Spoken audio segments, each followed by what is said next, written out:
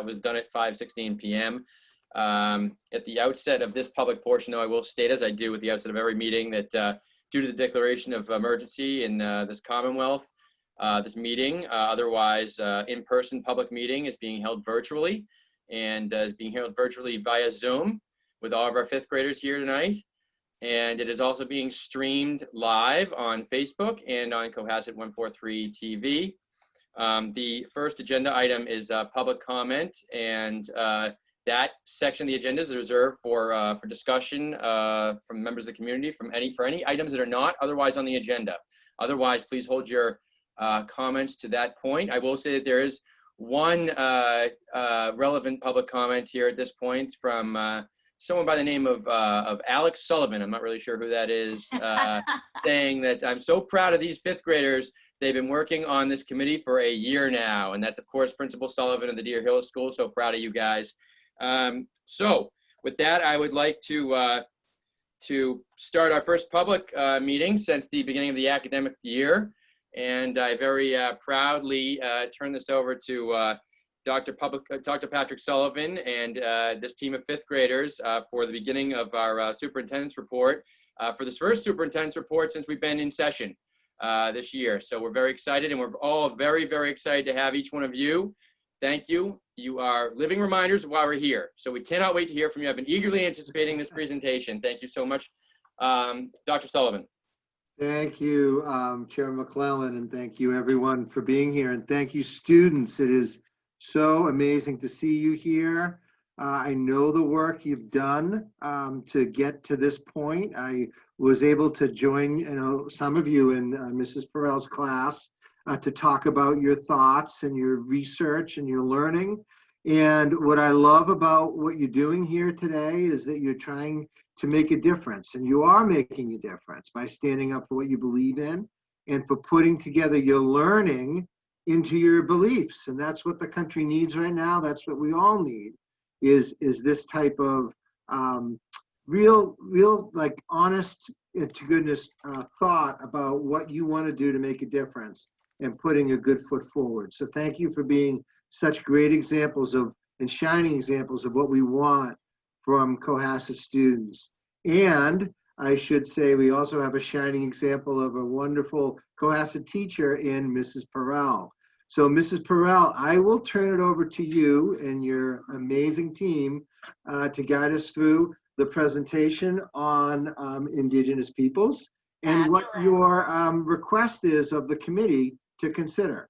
So I'll leave it to you, Mrs. Perel. So, hello, school committee. You are looking at the faces of our Teach from the Shore committee. This committee started in the fall of 2019. So that's a little better than a year ago. They have done research. They have written letters to Principal Sullivan, Dr. Scollins, Governor Baker, Representative Machino. They have organized petitions. They have volunteered their recess time. They have volunteered their remote learning time. They have worked during lunches. They have visited during third grade classes and took a real risk and visited fifth grade classes when they were fourth graders. They made morning announcements. So what you're seeing here is a group of amazing advocates. So I'm just giving them a silent cheer. I'm so proud of them. Okay. Ladies, give me a thumbs up, fifth graders, if you can see what I'm sharing. You feel good? Okay, let's go.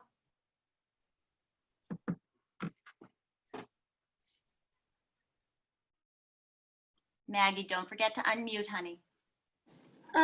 We are from the Teach from the Shore committee. Our goal is to have Cohasset schools change the name of Columbus Day to Indigenous Peoples Day. A number of fourth graders met every Wednesday during the past school year to work on this issue. We wanted to come to the school committee meeting to share what we have learned about this issue.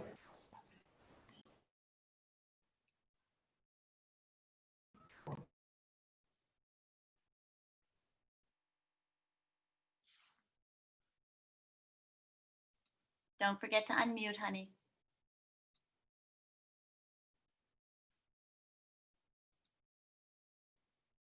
Is Caroline still on here? There you are. She's on here. I think she just might be muted. Yeah, honey. Maybe the headphones aren't working. Unplug the headphones and you can talk. There you go. There we go. Okay. Yeah. Our goal is to end the celebration of the public holiday Columbus Day at our school. Instead of celebrating Columbus Day, we would like to start a tradition of celebrating a new holiday called Indigenous People Day. What is Columbus Day? Columbus Day is celebrated yearly on the second Monday of October. It remembers Christopher Columbus's arrival to the Americas on October 12, 1492. It is a public holiday in some states and schools, and some businesses are closed. States and towns celebrate Columbus Day differently. Some states have parades and some don't. Who is Christopher Columbus? He's an Italian explorer. Some think Christopher Columbus was the first European to sail to the Americas and think he was great because he discovered the New World. Columbus Day was first celebrated in San Francisco in 1869. Columbus Day became a holiday across the United States in 1937. Who are the indigenous people? The indigenous peoples of Americas are the pre-Columbian inhabitants of the Americas. They are often also referred to as the Native Americans or the American Indians. Although these people lived in, which is now the United States, the word Indian was an invention of Christopher Columbus, who erroneously thought that he had arrived in the East Indies. Why should you agree that we should change the holiday? 1. Christopher Columbus did not discover the Americas. There is evidence that the first Europeans to sail across the Atlantic were Viking explorers. Also, the land was already populated by indigenous peoples who had been there for thousands of years. 2. Settlement of Europeans in the Americas led to the deaths of a very large proportion of the native people. 3. The European settlers led to the loss of some of the history and culture of the indigenous peoples of the Americas.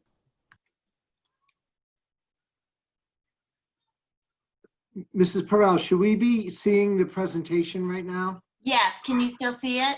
No, we're Only just seeing the the script. document, the sort of script. There's the presentation link that we can see, but so no one's clicked on it. Whoever has control needs to click on the link. Okay, they're doing a great job. Just follow along. Awesome job. There's not a lot of graphics. It's just a script for the most Okay. part. All right. Natalia, honey.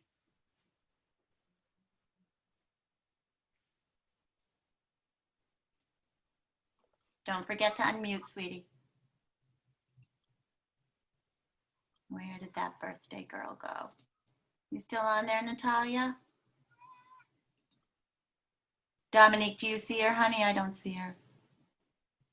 I think she's not in the... Yeah, she didn't come in. I didn't see Natalia. There's a couple of students I didn't see. I saw her for a second because I waved to her. Oh, she might have jumped out. I did put her in. I just promoted her. Okay, here she comes. She likes to make an entrance. I'm sorry, Natalia.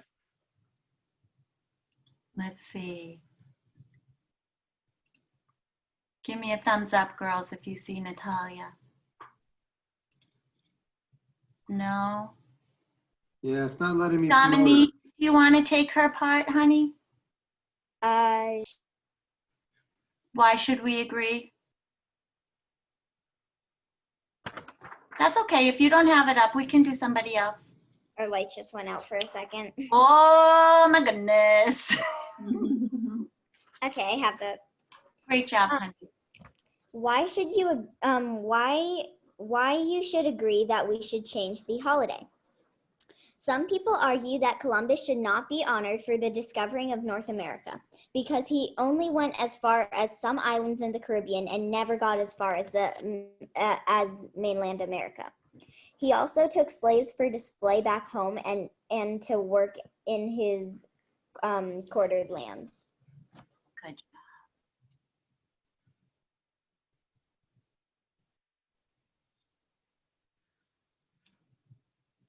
Don't forget to unmute, Liz. Did we lose Olivia? Oh, you know what? I'm wondering if we're losing people because of the storm. Yeah, because our power just flickered, so. I bet. Paige, can you see the screen, sweetheart? I can see the script. Do you feel comfortable going ahead and reading Liv's part? Yeah, I don't know where it is. Oh, Caroline's. Let's see. I have it. Go ahead, sweetheart.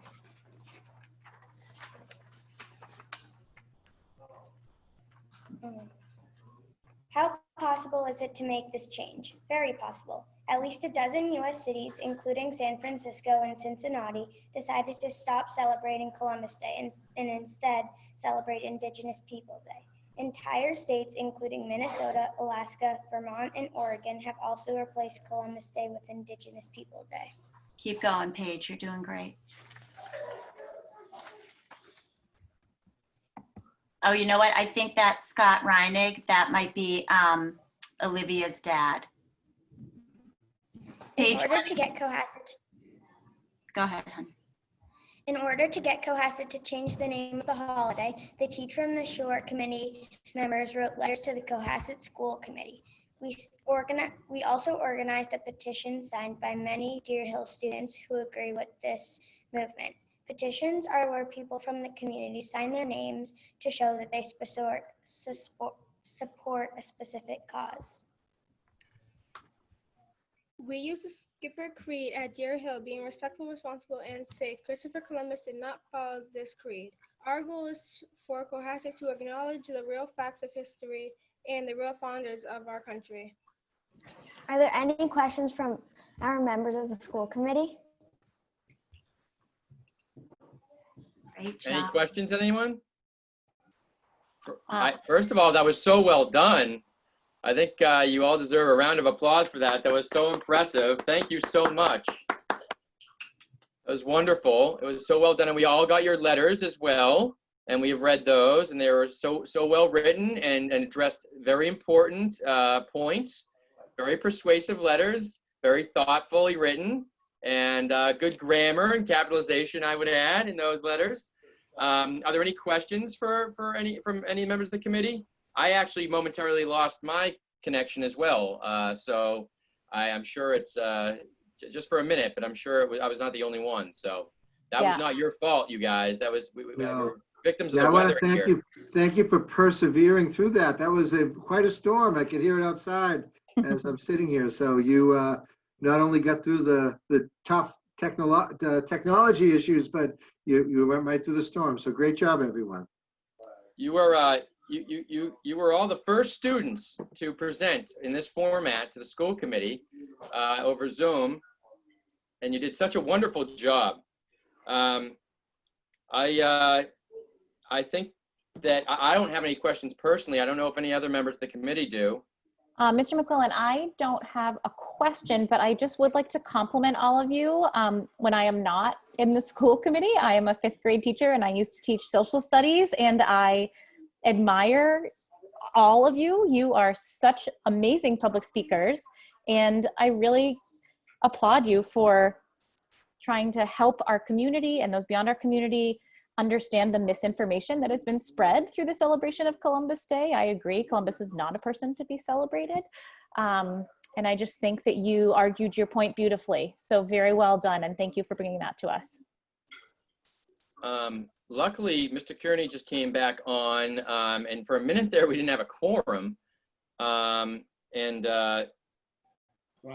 We have 3 people now. And I think that the point of the presentation was to perhaps effectuate some change here on our district's calendar. It's recognizing that obviously it's something that, is a federal holiday. It's not something as a school committee we can impact in any way, as we're not Congress here. But I think we can certainly maybe take a motion to impact our own district's calendar, not our towns, not our states, not our federal, not our nations, but our district's calendar to perhaps reflect the petition and the statements and the presentation here of the 5th grade class.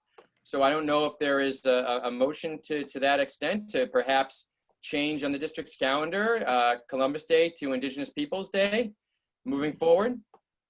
So moved. Motion made by Mr. Kearney. Is there a second? Seconded. seconded by Mrs. St. Ange. I'll take a roll call vote for those members that are present. We do have a quorum. Mr. Kearney, he may be frozen right now. He looks frozen, or he's just listening very intently. I think he's frozen, yeah. All right, so let's go to Mrs. St. Ange. How do you vote? Aye. And Craig McClellan, I vote aye. We'll take Mr. Kearney's vote when he returns here. It looks like he's just having some connection issues. I'm so sorry that you guys were dealing with that right in the middle of your presentation. That's so unfortunate. I think I was looking forward to this more than anything. So that figures. And here's Mrs. Caleri. Mrs. Caleri, can you hear us? Yes, I'm sorry. No problem. She's in the dark because some people have lost power in Cohasset because of this. So, Mrs. Caleri, we were just in the middle of a vote to change the district's calendar, not the towns or the states or the nation's calendar, but the district's calendar to reflect a permanent change from Columbus Day to Indigenous Peoples Day for October 12th during the academic year. So we're in the middle of the vote. How do you vote on that? I'm very much in favor of doing that. Thank you. Thank you Okay. all for your work. And I'm sorry I missed I was looking forward to this all day. I'm sorry.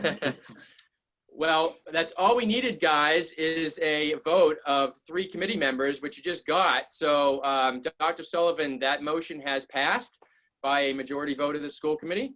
So we'd ask that you please change the district's calendar to reflect October 12th as being Indigenous Peoples Day moving forward. I absolutely proudly will. And I again want to thank the students. I think Mrs. Perrell, we may have lost her in the mix. I don't know if she's there, but I want to thank her. No. Too. Yeah, I want to thank her as well. Great work. And I hope this inspires you to continue this kind of work to make a difference out there. I don't know, Dr. Scollins, you want to add anything? But I just want to say thank you. Yeah, I just want to say so impressed, and you persevered through the storm and people are dropping out. I hear it outside my window. So thank you so much. And I was so impressed last year when we came to visit you, Dr. Sullivan and I am so thrilled that you stuck with it. And now here we are today, a year later, and you've made a positive change. So kudos. Great job, everyone. So you'll see, I will be changing it tomorrow, and you'll see it reflected on our website that we are recognizing Indigenous Peoples Day on the 12th. Great work, mission accomplished, and make sure you thank Mrs. Perrell too. I know that she worked really hard with you, and I look forward to great things from you this upcoming year as 5th graders. It's a big year for you. You know, you're leading the school, so a lot of responsibility. Thank you for all you do, guys. Have a great night. Very well done, Guy. Mr. Keener, do you want to just put in your vote for the change while you're here? You froze up right when you were going to vote. You're muted. Yes, absolutely. And I just want to say, guys, kids, that's awesome. Awesome job. Way to get involved. Public service is definitely a public service, and absolutely, I want to vote for it. So I, Paul Kearney. All right, there you have it, 4-5 vote, and I'm sure Mrs. Marr would have voted for it, but I'm sure she's experiencing the same problems everyone else is. So thank you so much, you guys. You are welcome to stay and watch, but you're also welcome to leave if you want. It's up to you. Thank you, guys. That's an exit I usually would take if I were you. Yeah, that's the most exciting thing that we'll be dealing with today is what you just did. That's great. That said, there was just now going back. I just want to make sure that we address the 5th graders agenda item first, so that they were able to get in and out of here, given the time of day. But there was a public comment that arguably relates to return to school that I just didn't want to skip over. Mr. Christopher Allen, who I believe resides on Pleasant Street. He didn't note his address on here. I've seen it so many times, but I just can't remember what everyone's address is. He asked, when does the committee plan to begin to meet in person with the public? What would prevent meeting in the gym at this point in time? That's a question that I think that we've been struggling with at this point. Obviously, we are designed to meet in public. I would personally prefer to meet in public. What happened just a moment ago is a good reason why I would prefer to meet in public, because there are technological limitations associated with this format. But that said, there are also limitations associated with meeting in person right now, because we all have to still comply with social distancing and PPE requirements. And we would also still need to make it accessible to members of the public to participate, and also make it accessible to being able to broadcast remotely the goings on of the committee. So we can't meet in the same space as we usually do, because we wouldn't be able to really afford too much room to spectators. And I don't even know if we complied with social distancing rules, if we would be able to all fit in the same screen as we usually do. And if we're wearing masks, I don't know if that would inhibit or otherwise restrict our comprehension or audio in any way for people that we're not actually there and we're listening at home. So there are just a lot of nuances to still consider with that. And as far as the space goes, you suggest the gymnasium, so that would be sort of an answer to the physical space limitations that we have in the community room where we usually meet. But then you have the issue of again, broadcasting, and how is everyone going to be answering questions, and how we're going to actually televise that, because those rooms aren't obviously outfitted with that capability. So it's something that, Mr. Allen, I'm glad you brought it up. It's something that we are certainly considering. We're absolutely cognizant of that issue. And we thank you for bringing it up. It is something, because I know that a lot of people probably feel that they're not able to adequately express themselves just by typing questions. And that's completely understandable. But we just have to make sure that when we do that, it's not going to somehow restrict participation in any way, or otherwise act as any sort of detriment to our public meeting. I mean, right now we're having pretty good participation. In the past, virtually, that was one good benefit of this, is that we were able to generate a lot of participation, because people were able to participate from wherever they were. They didn't have to come into the building. And we've seen participation levels that we've really never seen before on these meetings during important discussions. So that's one good thing. But I do understand your point, and I take it. I don't take it lightly. I don't know if any members of the committee have any suggestions about it or any sort of comments on it. I guess the only comment I have is that at the point at which we are able to meet in person again, when that arrives, I hope that we can still include a Zoom element, because I do think it's a nice way to involve our community members. Just given the day and time at which we hold our meetings, it's really nice to be able to let people participate from wherever they may be at that day and time. Anyone Agreed. else? Okay.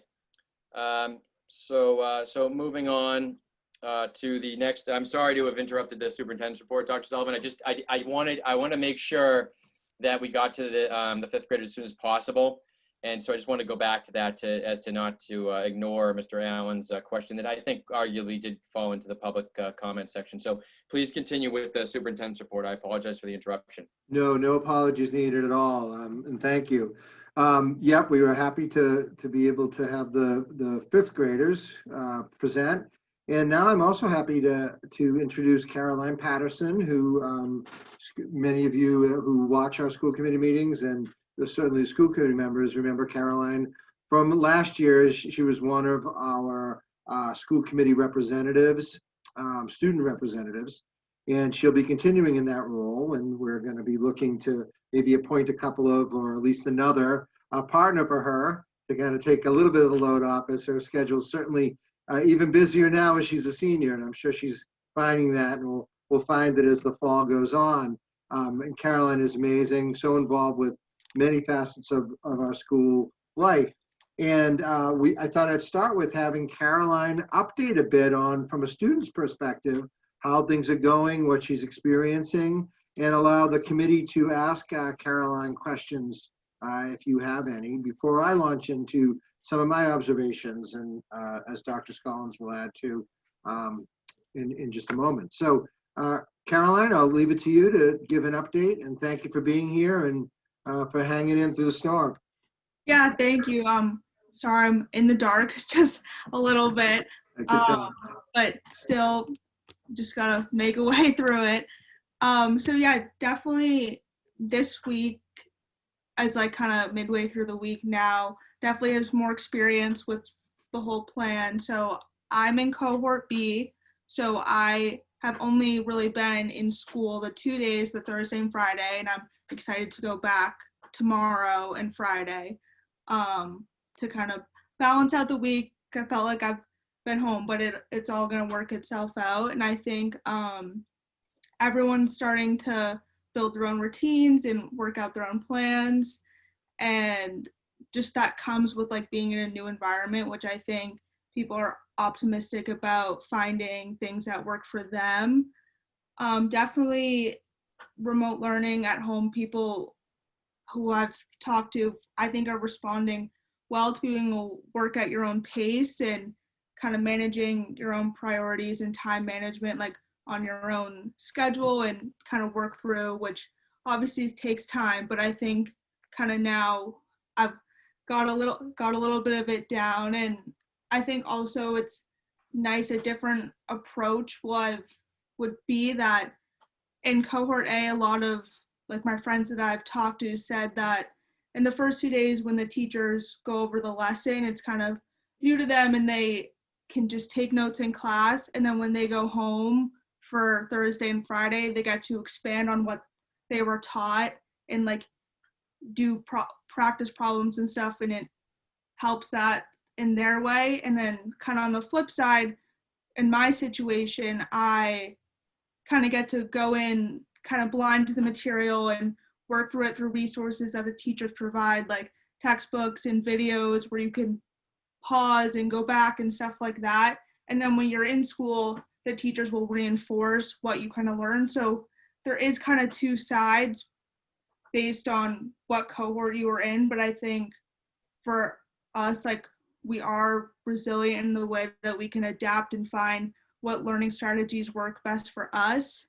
And a lot of that comes from like teachers are very adamant and push forward about communicating with them if you have any issues and communicating with other students. Like, I know if I was just confused about a direction or something for an assignment, teachers have provided contact and information to them because they still are kind of on their computers and can reply to that. And also like communicating with peers in your classes and your cohorts has proved to be beneficial. So I definitely think that has been going well in that aspect. We kind of like as a community, I think, have adapted to obviously wearing masks when we're around other people, and then like some of the things in the school being like the one-way hallways and the new bathroom protocols have obviously, it seems a little redundant, but we all are mature enough to understand why, because we all want to keep going and be back in the building and have the opportunities presented to us that everyone kind of worked so hard so we could be in this hybrid model. So, and like kind of moving forward, like Principal Scott and Miss Noyes, they were really adamant about the first day we came back about how this does provide the opportunity for creativity and different ideas. Like student council, what would typically be a spirit week, they like turned it into a month. So I know students are excited about participating in that, and it's like around October and like Halloween stuff. So I'm sure there are definitely positives to be drawn out. And the fall sports that are running have been going well. Coaches are all taking it seriously. Mr. Tundi is a great resource for any questions and stuff like that. So it definitely was kind of a transition between kind of like the end of April and like the way it played out, and then the summer into kind of going back into having school and sports every day. But I've definitely been having a positive experience and trying to be optimistic, and I think it's working out well, and I'm excited to keep that up through the rest of the year. Thank you, Caroline. And one thing I'd just comment on is I've been amazed, even my own kids at home, how resilient kids have been with masks and the wearing of the masks and, the mask breaks that are provided. But that's been a lot more seamless than I thought it was going to be, quite frankly. And I think that we're adapting to it well. And I think I'm very impressed with the maturity of the students in recognizing the importance of that. That it's not no one wants to do it, but it's an important thing to do to preserve as Caroline said, the hybrid model that we've been able to go into. And I think folks are realizing that, that it was a lot of work to provide that and are understanding their responsibility in it. It's really nice to see, even in the sporting arenas, watching practices out my window here, the students wearing masks and really making sure that they follow all the guidelines. So Caroline, do you share that view? Do you think your fellow students and you have kind of embraced that as something that's necessary and that they're taking pretty seriously? Yeah, obviously, it's just different. It's all different and it's new. And from being in the school the 2 days, everyone, they understand it, and through kind of going through this, and it's like an awkward kind of transition time period as we're like looking towards the future and stuff like that, but also just like being aware and present of the responsibility that we have to keep others safe. And it's just it's something you got to do. And I myself, and I know my peers, were just kind of rolling with it, and obviously doing as we're told, but kind of making it in our own way too. Mm-hmm. Yeah, it's been nice to see, a lot of cooperation, and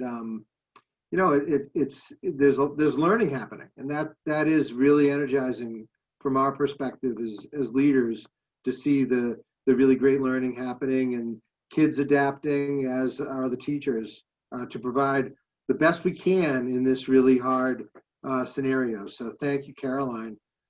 Committee members, any questions of Caroline based on her, and I'll be at limited experience, there'll be a little more if she was in cohort A, but being in cohort B, just based on our schedule. But she's had a healthy dose of remote learning as well. So feel free to ask any questions of Caroline that you have.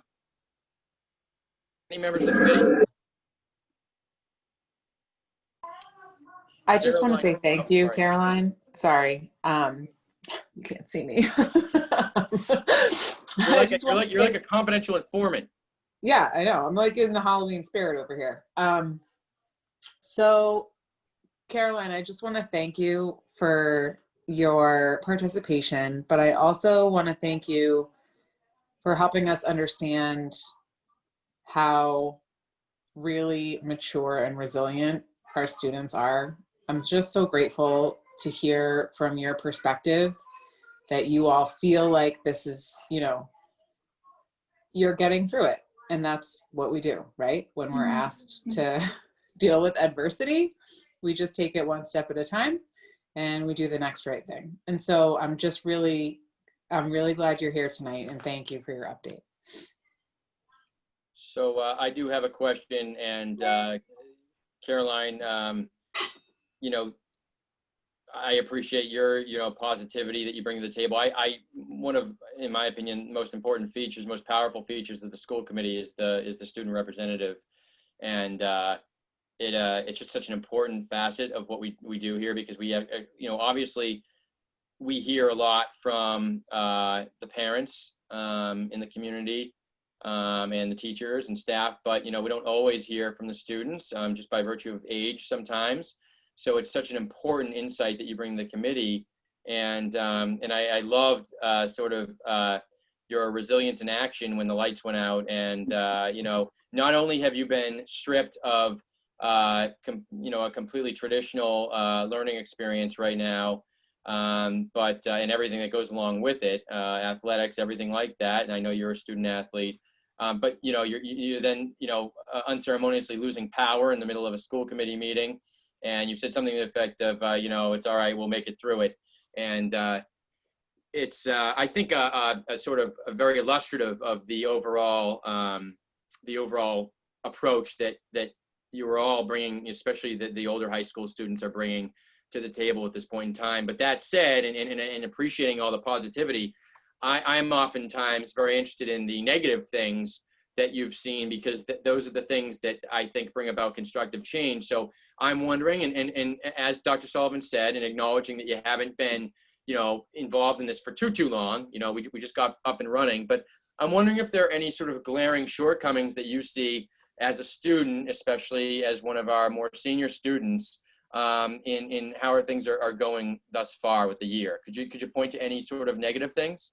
Yeah, of course. Because obviously, like, it all kind of comes with it. So I definitely think that sometimes the Zooms get a little long and you get a little like tired and kind of antsy just from sitting in place. But I have a good balance within my classes that the teachers will check in do an attendance check, and then you can work independently from there and then join back in if you have questions. And those seem to, I kind of get more productive, because obviously, like, I know for younger kids, like, being in front of the camera is kind of like new for everyone. So it is kind of nice when you have that time to just be able to like turn it off and get a lot of work done.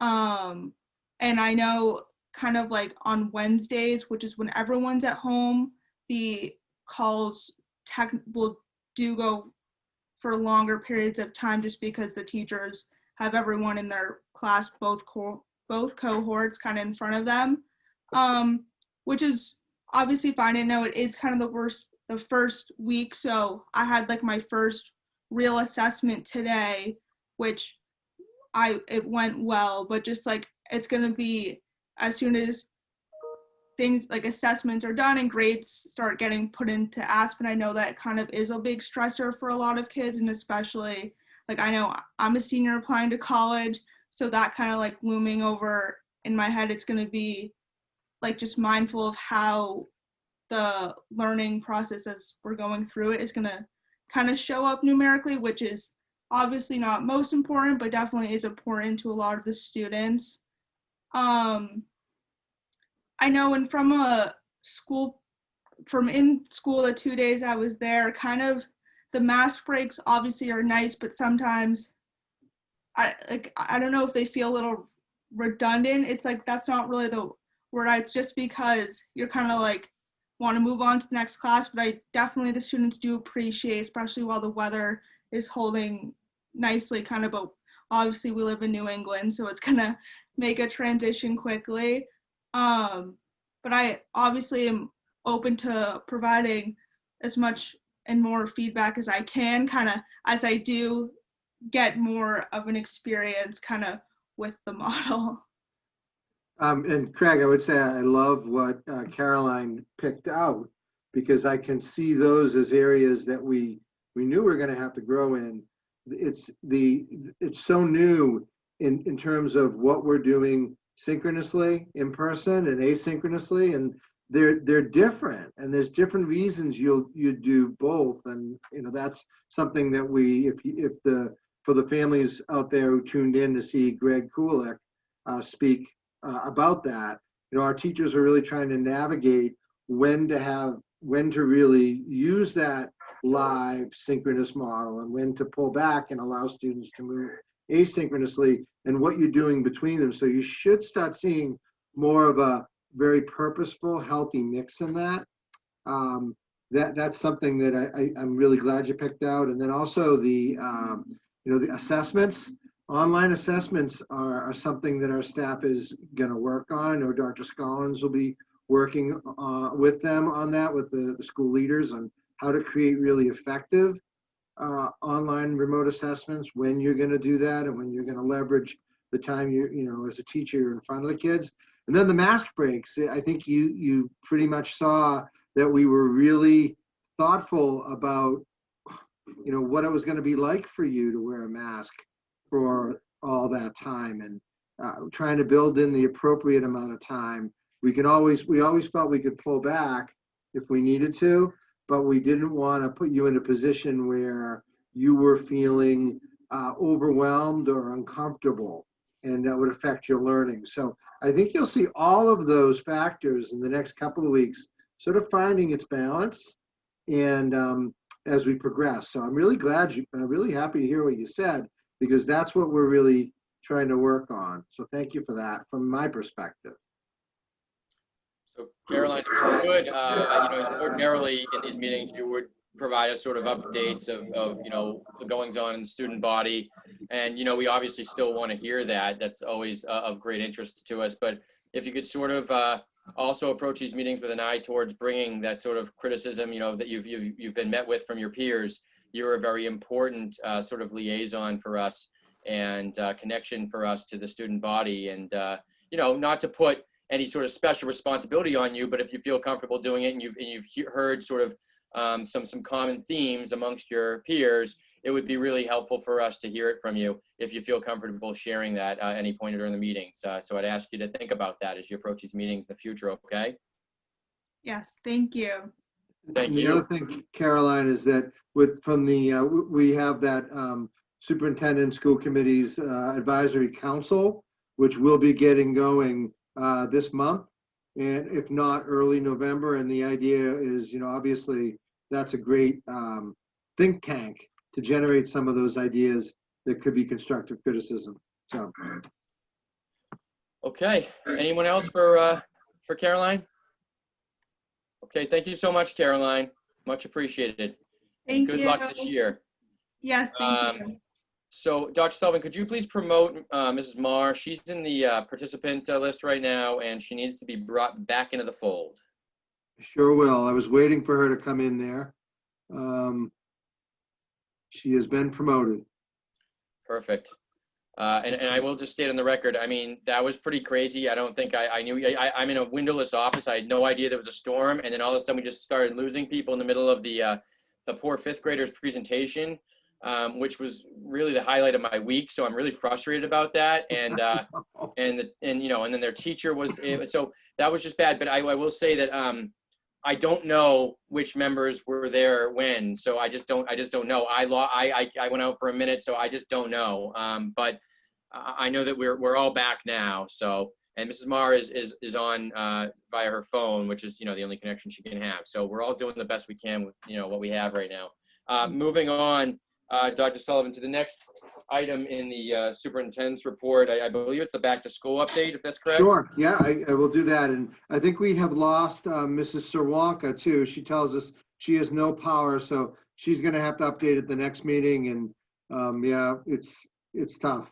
I think we lost a lot of attendees too, frankly. I think a lot of people lost power in town. We did. Yeah, no question about it. So I'm trying to, hold on. Can you all see my screen? Yes. I'm just trying to, I wasn't quite set up. All right, I'm going backwards through pictures. So close your eyes for a second. Okay, so I wanted to start by just going through some images. I think it's sometimes an image is worth what do they say, 1,000 words? But I thought that these images did tell a little bit about the opening and where we are in terms of an opening. So this obviously is our new playground at Osgood. So this is one of the items that we should feel really proud of as a town. It's a beautiful playground. The PSO and the Osgood community, and worked so hard, and the whole town to make this happen. And I think it's a little nice effect here. There was an Eagle Scout.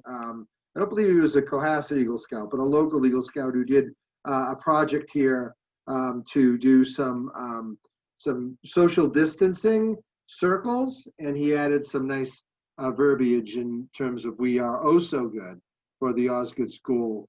Our outdoor classroom, this is Mrs. Barbieri, so second grade classroom, and you can see our beautiful gardens, our outdoor classroom being used, the social distance.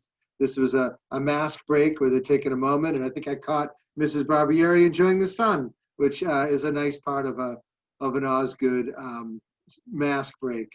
And our kindergarten, I love that our kindergarten teachers came together and created what amounts to a camping experience in our kindergarten classrooms. It's having a kindergartner myself and being very concerned with his social emotional well-being and his first experience in a school.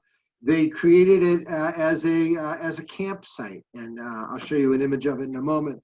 But it was really nice, and as we walked, as Dr. Scollins and I walked through the rooms in the kindergarten to sit there and say, hey, how's camping going? And they're nodding at us and telling us it's going really well as they're learning. Just a nice way to introduce this very different school system for them. And we took great care in our kindergarten screening.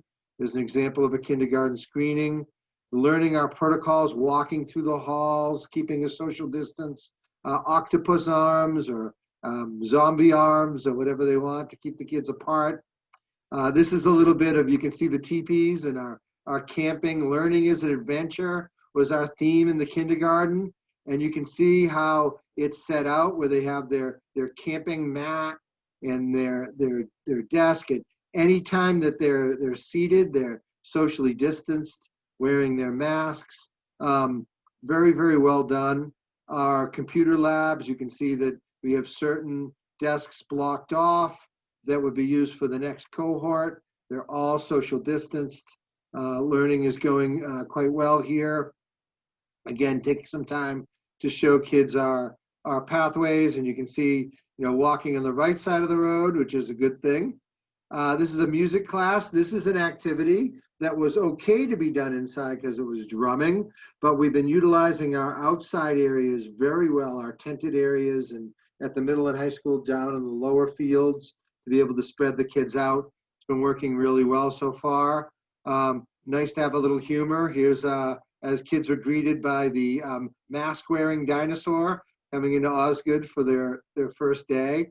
Here are some more professional pictures taken by Robin Chan from Wicked Local.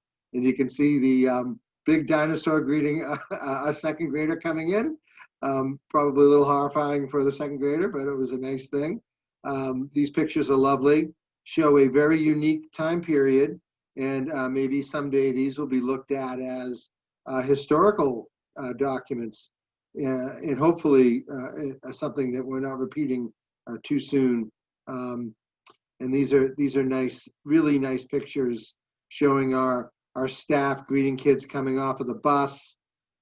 Still a really positive experience for everyone. All of our signage in the school buildings, playing on words with what we're doing. Obviously, zooming into first grade, making the best families. As I said, these are community schools, and here's an example of families coming together, providing the example of wearing masks and normalizing it as much as possible. Kids are still very happy, always happy to see their families at the end of the day. In our oldest students, our staff really showing that they're in it with them and that we're going to get through this together. And they greeted every new group coming in for the grades with enthusiasm. And really that show of we're going to get through this, as Caroline said. It's a little different, but we're going to find a way to make it good and productive. And you can see our staff coming together to show that. An older student wearing a mask coming in. These were our orientations, mostly done outside. Some we were able to do inside, spreading out and wearing masks as appropriate. Our use of tents. This is a mask break, I believe, but showing using tents to be able to spread out a little bit for our mask breaks, and then some learning as well, just a classroom. This is a perfect example of a teacher who's teaching remotely, but is Zooming with his kids. So this is being done in a classroom. It's our math department head, John Fortin. And then again, more teaching happening. A lot of very positive signage around from our community, our seniors getting involved. The middle school doing a great job doing their orientations down on the field.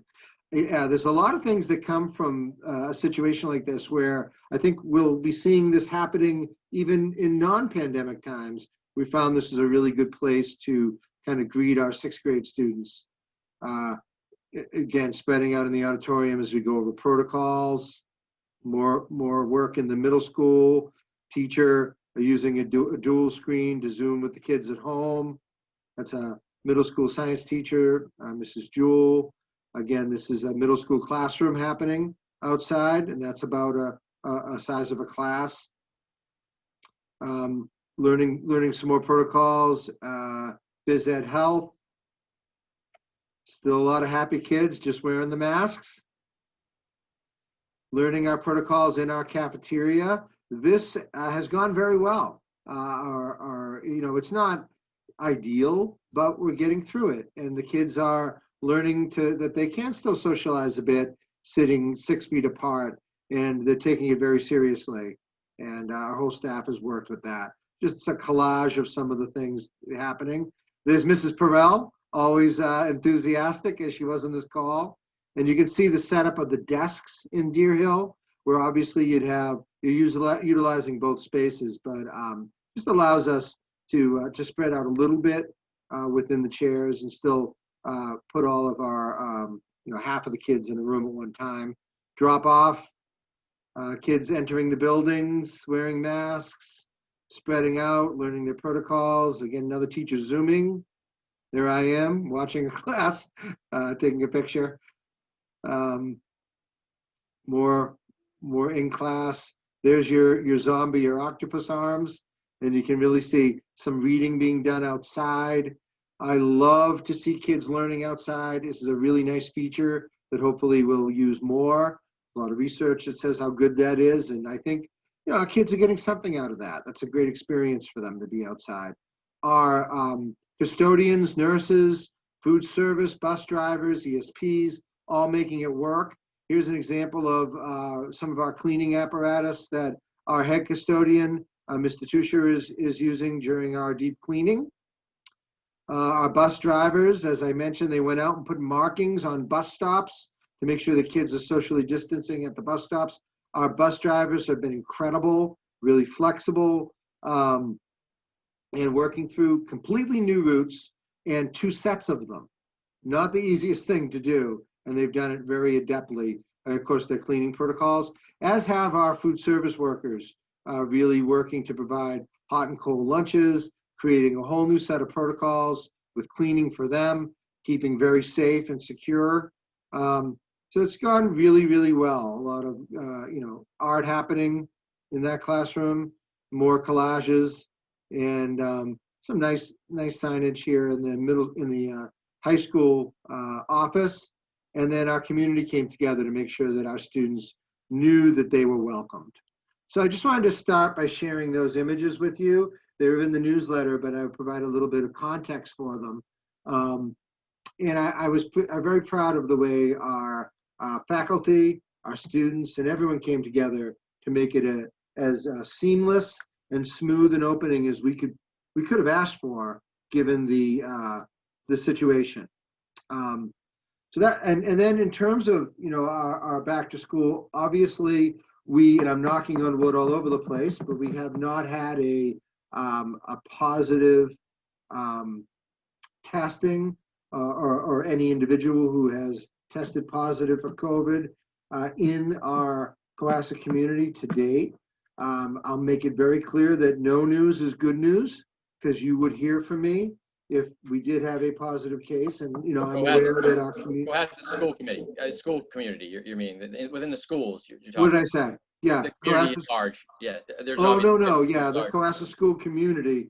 And what I mean by that is in our schools, we have in the last 2 weeks, we're in an unshaded category, which is reserved for those communities who have less than 5 positive cases within a 2-week period. We've had 1 within the last 2 weeks. So that is, I haven't seen the data that comes out, it should have come out today, but that was our last reading. It's very low. We are surrounded by towns who are in a different category, but we're doing very well. I think our protocols have been well received by the community, but I have to just, as the superintendent, make sure that we are attending to this. We have an event coming up that does provide me with some concern. We have Halloween, and Halloween is a day when traditionally our students go around and trick or treat to different in different neighborhoods, different households.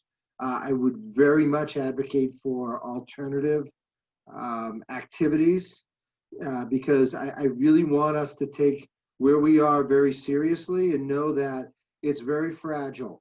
It's very fragile what we have right now. We have a really good thing going, all things considered, in our schools right now. And I just want to advocate for keeping that going in every way possible and not to let our guard down during a holiday, which does, or a celebration, which does typically involve a lot of intermingling. We really have to negate that as much as possible. So I just want to put that out there. I know we'll have more conversation about that as a committee and as a town, but it's very, very important that we look at the situation we have right now in our schools as fragile, and that we do everything we can to keep that going. I do want to mention, I didn't mention it in my newsletter, but we do have a virtual coffee. I'm calling it a virtual superintendent's coffee that Dr. Scollins and I will host. I will resend out the information, but that, as I said, is on October 14th. And I will be trying to provide those going forward, at least intermittently when we don't have school committee meetings, to listen to open comment and thoughts. If you want to email me questions ahead of time, I will address those, but I certainly will address your questions as they come to provide you with as much information as I can. And I will send out more information, or I'll send out the information again regarding that. Our open houses are being done a bit differently. I'll let Dr. Scollins talk about that, if you don't mind, Dr. Scollins, what our open houses will look like. So we're living in a virtual world, so our open houses are going to also be virtual. And the principals will send out an email on the morning of the open house that's scheduled. It is going to be asynchronous. That way families can, participate when they can. And that information will come out, like I said, from the principal. So for Osgood, their date for their virtual is October 15th. Deer Hill is October 19th. Middle school is the 22nd of October, and the high school is the 23rd. Also, in addition to that, the elementary will be having conferences, and that's on the 21st and the 22nd in the afternoons in October. And you'll be able to set up some times to meet with the teachers then. But I think, this asynchronous format will allow teachers to give out information. Same for the principals. Just kind of give some overview of what the expectations are. What are the things that are expected in the class, and just allow parents to get a window of what's going on. So I'm looking forward to seeing those. Great. I did want to mention also that we have flu clinics that are being put on by the Town of Cohasset Board of Health. Individuals accessing those flu clinics must wear masks, of course.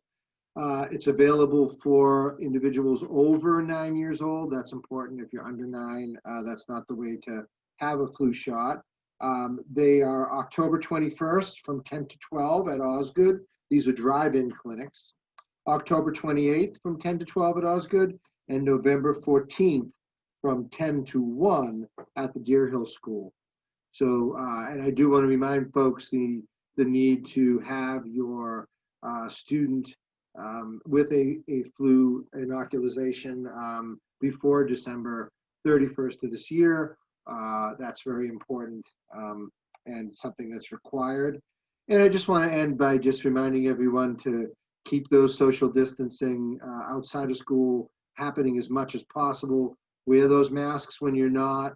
Please wash your hands and take care of each other. And just to emphasize the important role that families play in not sending students when they're sick, in informing us when you do potentially have a COVID situation. That is so necessary and really appreciated because it will help us contain a spread. So far, we're doing a great job with that. Please don't stop that, because if we do, that's going to lead to situations that may put us in a tenuous situation for continuing in-person learning. So thank you all as a community for the work you've been doing, and I look forward to our continued work, continued sharing your thoughts, and we really will get through this in a great way if we continue to with our protocols and with our communications. So that is it from a back to school standpoint. Now, typically I would go to our student services, but Mrs. Sawank is not here, so I will turn over to Dr. Scollins to talk a little bit about our professional development and what our teachers have been getting. And Dr. Scollins, can you share your screen, or would you like me to share mine? I think I can. If I could just pause you there for a moment, Dr. Sullivan. Of course. Before I move on, Dr. Scollins, could just interrupt 1 second. I just want to dwell on the back to school update, because there was a question from Mr. Allen, who's been waiting patiently, that relates to that portion of your report. Okay. And I just like to address these things as they're still relevant, rather than moving on to the next items. He asked, what has the school committee done to assess how the online learning is going? What is the committee's impression thus far? What is the committee doing to assess parental input, evaluate teachers' performance, how the students are doing, social and emotional, isolation, question mark? Are you planning a survey before your 6-week update? And I think he's referring to that late October meeting. So Dr. Sullivan, do you want to sort of give a little bit of insight into this? Absolutely, and I meant to discuss that when I talked about the virtual coffee on the 14th. You know, we wanted to give a little time to get people to be into it a little bit, so they were experiencing it, so we could actually get the feedback. So you can expect that we will be asking for feedback via surveys regarding everything that Mr. Allen mentioned next week and the week that follows, particularly the week that follows. You know, the 14th is also a way for me to collect some qualitative data along with Dr. Scollins in terms of the questions that come in.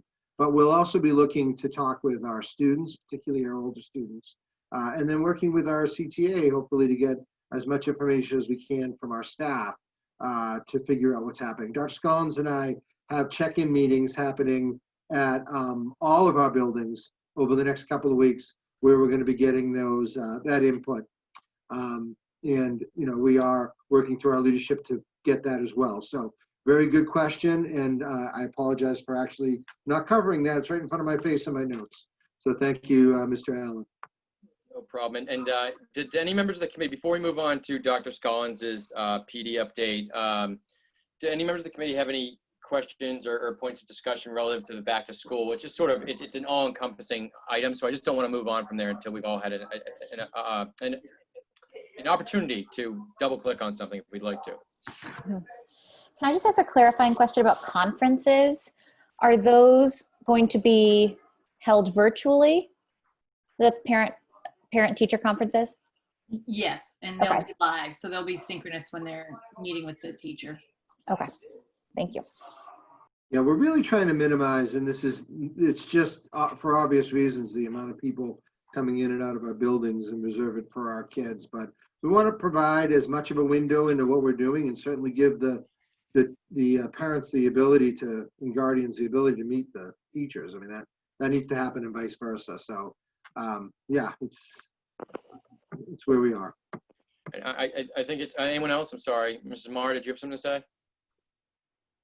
Okay, so I think it's also important to point out two things I just want to know before we move on is one, along Mr. Allen's comments, it's hugely important. The remote learning is probably the most, fault-laden aspect or facet of this entire, learning model, and that's because no one's ever done it before. I think we have to acknowledge that there's going to be shortcomings. I've said that before. It's just sort of an expectation management issue. That said, we shouldn't expect that it's going to be terrible, just that there's going to be flaws that we're going to have to,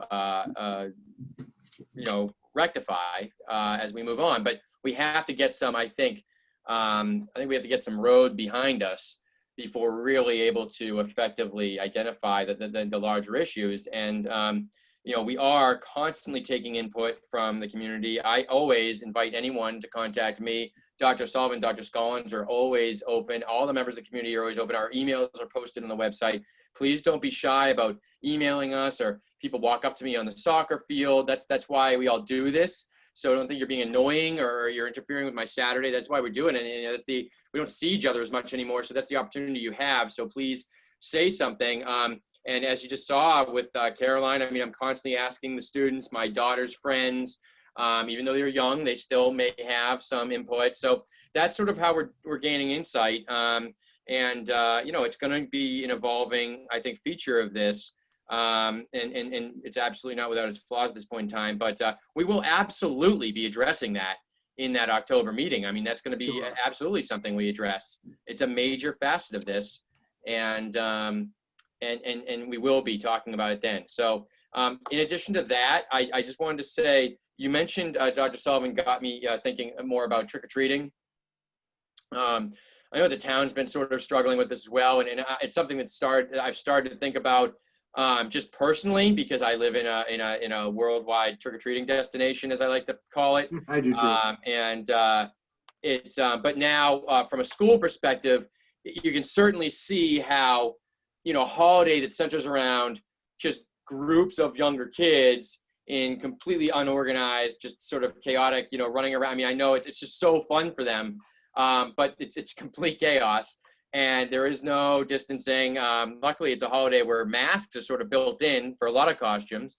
But nevertheless, there's just grabbing of things from communal bowls and eating things without washing hands. I mean, it is absolutely just begging. It's like the most non-COVID compliant holiday you can possibly imagine for little kids. And it is such a threat to our very fragile learning model that we have, and we've come such a long way just to get what we have, which I know really doesn't satisfy a lot of people, but it is the best we can do right now, and it's going well. So to threaten that even more, and potentially go backwards and be stripped of even more than what little we do have, I think probably doesn't make sense in the interest of a couple more Twizzlers or Reese's peanut butter cups in your belly.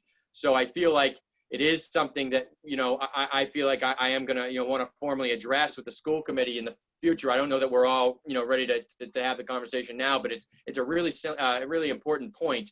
And I'd urge the members of the committee to think it through. I think that we'll probably, I'll try and incorporate some more specific discussion, some more targeted discussion on that at our next meeting, because it's, as I think more through it, it really, really has the potential to threaten what we've done here. And I mean, it doesn't take much to just shut this whole thing down. So we got to be mindful of that. And it's too bad, because there's the perspective of, oh, well, the kids have already had so much stripped from them. And that's true. And it's not lost on us. But at the same time, we're talking about one night as opposed to, an entire semester or year of a learning model that could be threatened because of it. And I just don't see where, my friends will always say, I would love to use the phrase, the juice is worth the squeeze, and I don't know that it would be. So anyway, I just urge the members of the committee to think about that. If anyone has anything to say about it, please do now. I don't want to speak for you. It's just something that as I'm sitting here thinking about it, it's really important, I think, right now. So if there's nothing else, we can, I'm sorry, Dr. Scollins, for that very long interruption. I just, how I just don't like to move on from these things until we've had an opportunity to discuss them, I'm glad. And Craig, if I could say one final thing on this, Sure. It's back a little bit to Mr. Allen's questions, but I really would advocate for families out there taking a collaborative stance with your son or daughter's teacher. I'm so impressed with the work that the staff, I know Dr. Scollins would echo this, and the work that the staff is doing in creating meaningful lessons and really trying to make this a more meaningful and organized situation than we had in the spring. We really want the input, and we want, please view it as a collaborative venture, because we will be listening and we will be making the changes that we need to grow and to help your students.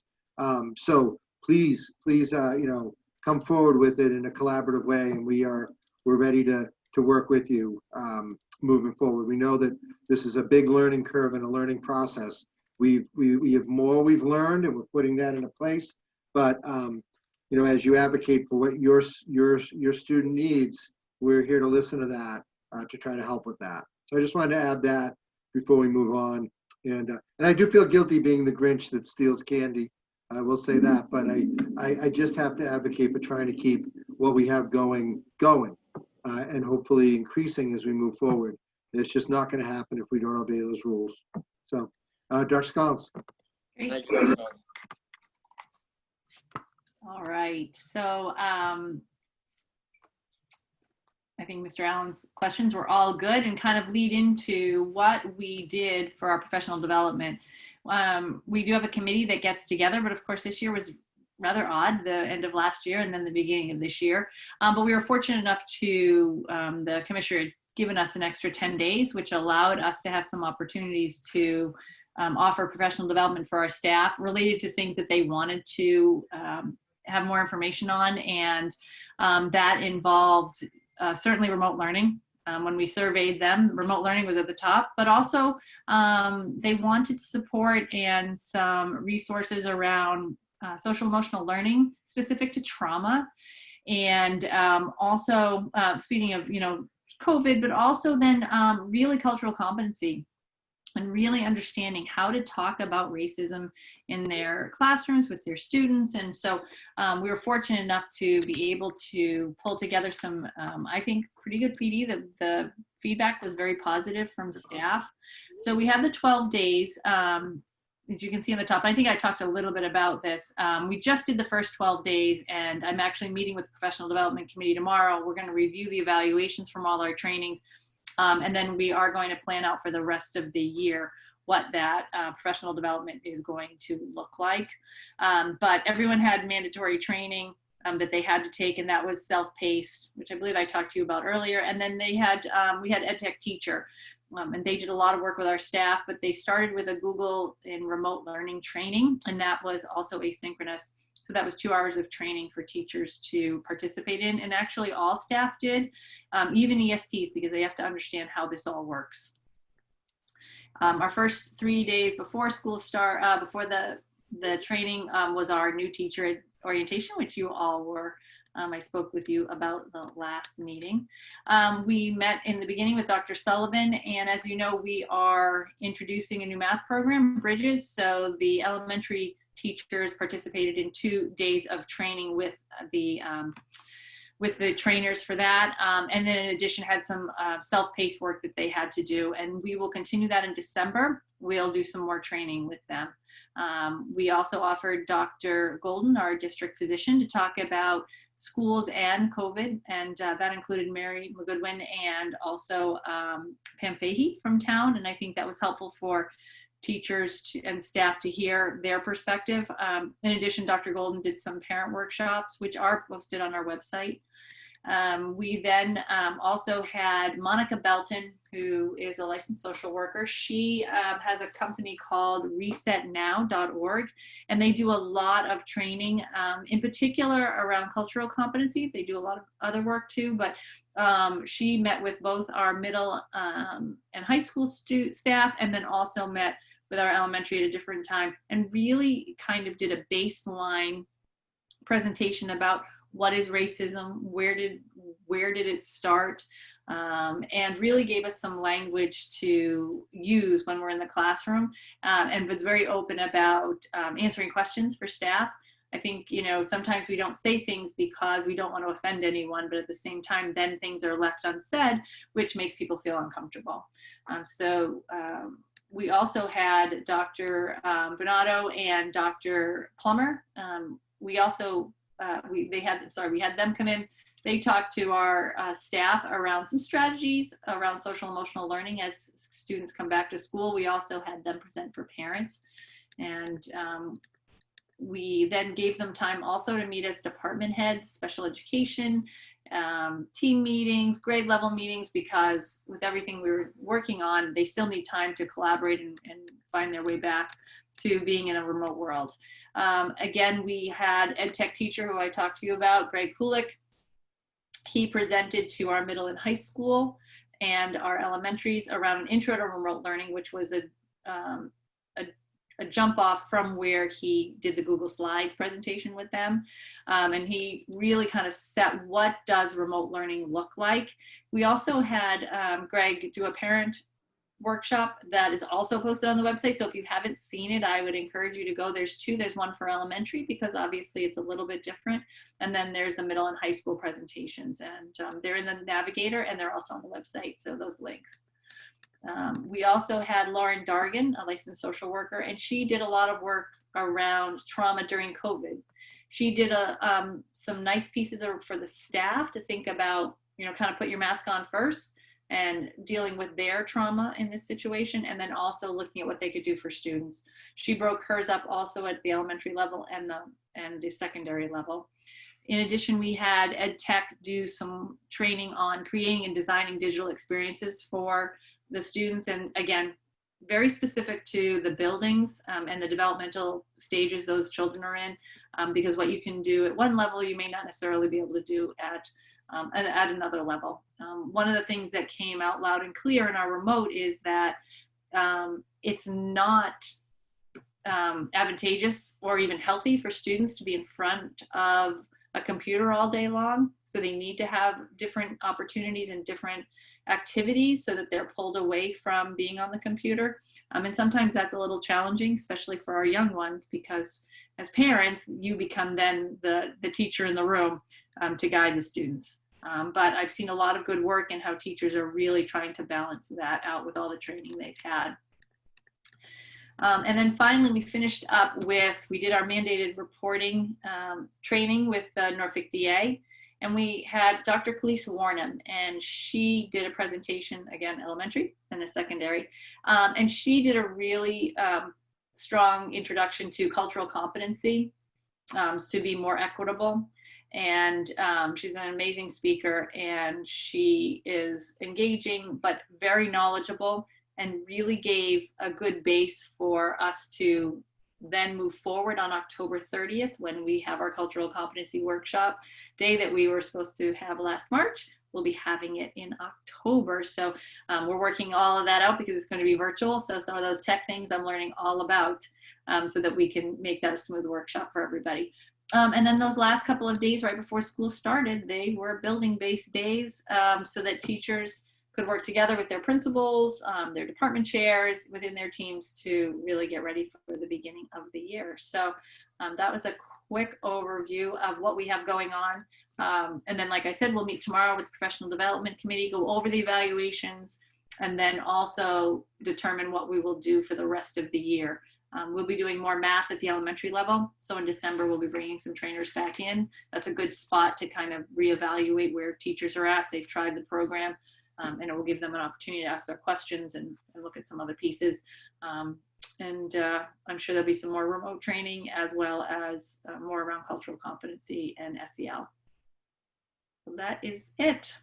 Yeah, I want to thank Dr. Scollins and the professional development team, and to pull off that high quality professional development in this format is pretty amazing. So it really was quite a feat, and she is being modest when she says, that the reports were good. They were very, very good.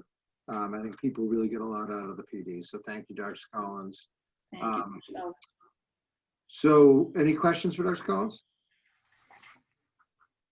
No, I'd just like to say that I think it's something that can easily be overlooked. It's a massive amount of work, Dr. Scollins, that you do, and it's so important that this is provided to the teachers. I mean, it goes directly to the heart of what are you doing to, rectify any problems or improve the overall remote learning experience. I mean, that is part, it's a major part, but just part of what we do.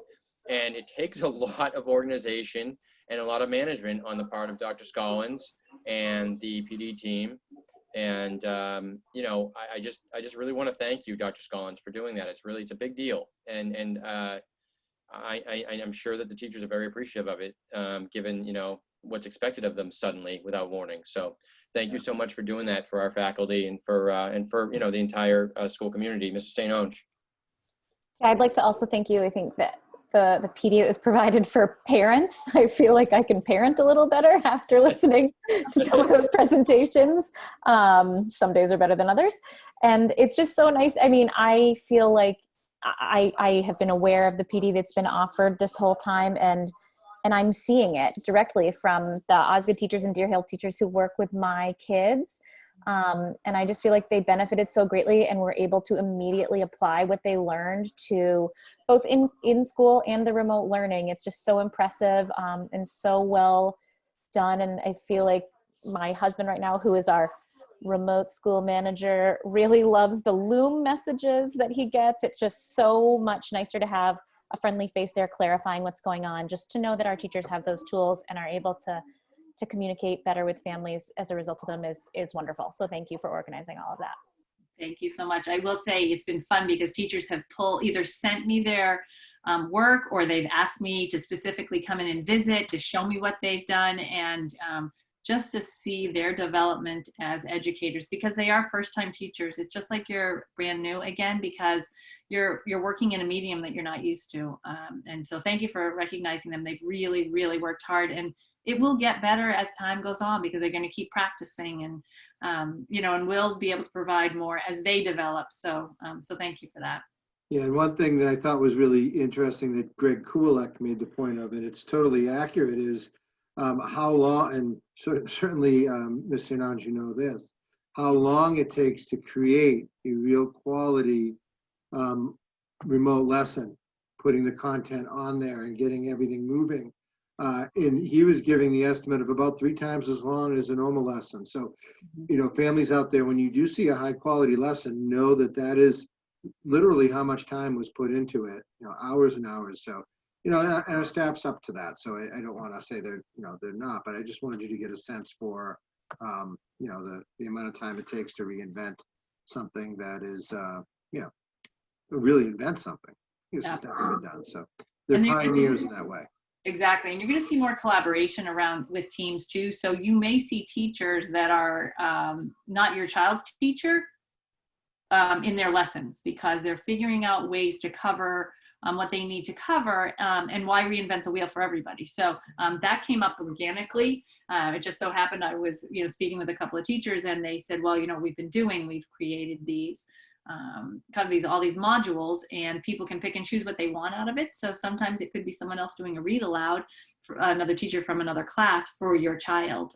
So I think that they're really figuring out this really collaborative way to make sure kids get what they need. Thank you. Thank you, Dr. Scollin. So if it's okay, Chairman McClellan, I'll move to the hiring report. Yeah, as long as no one else has any questions about the PD. I think everyone's set. So yeah, sure. Okay. Here.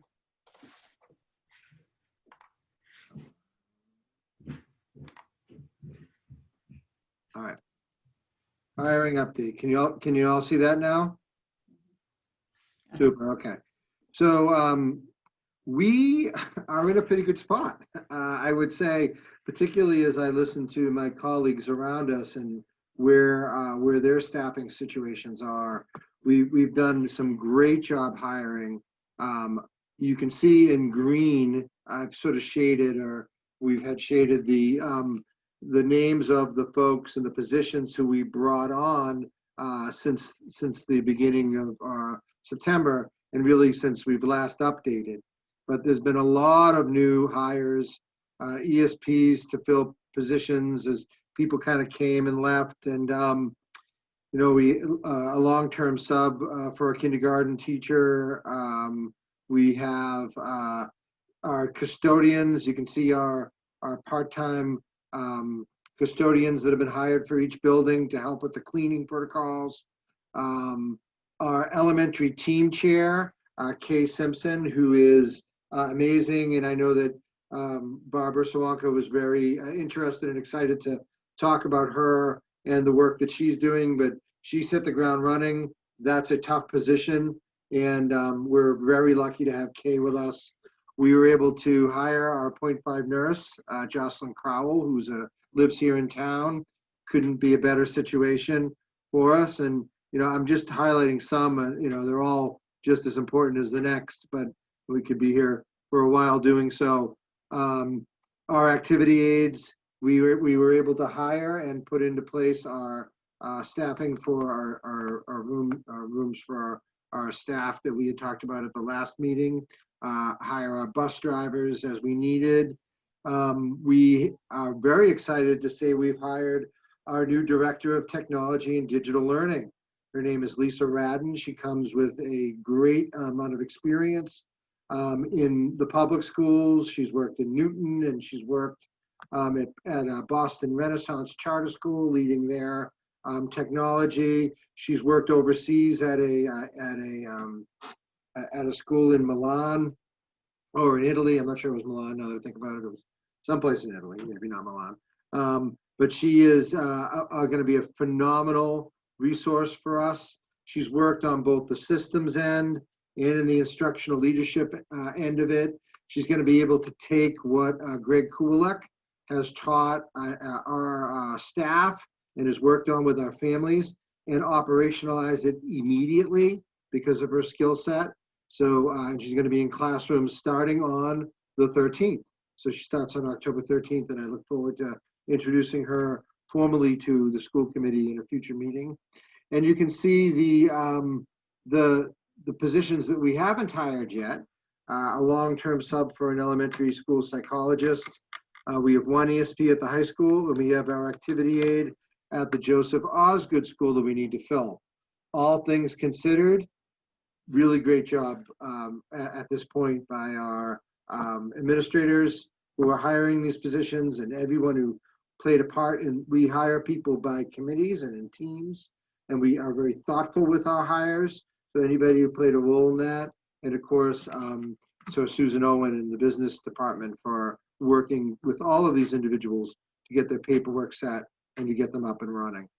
So, you know, I could highlight more here if folks would like me to, but I think I gave a good overview of that. Any questions from the committee on the hires and where we are right now? Okay, not seeing a question.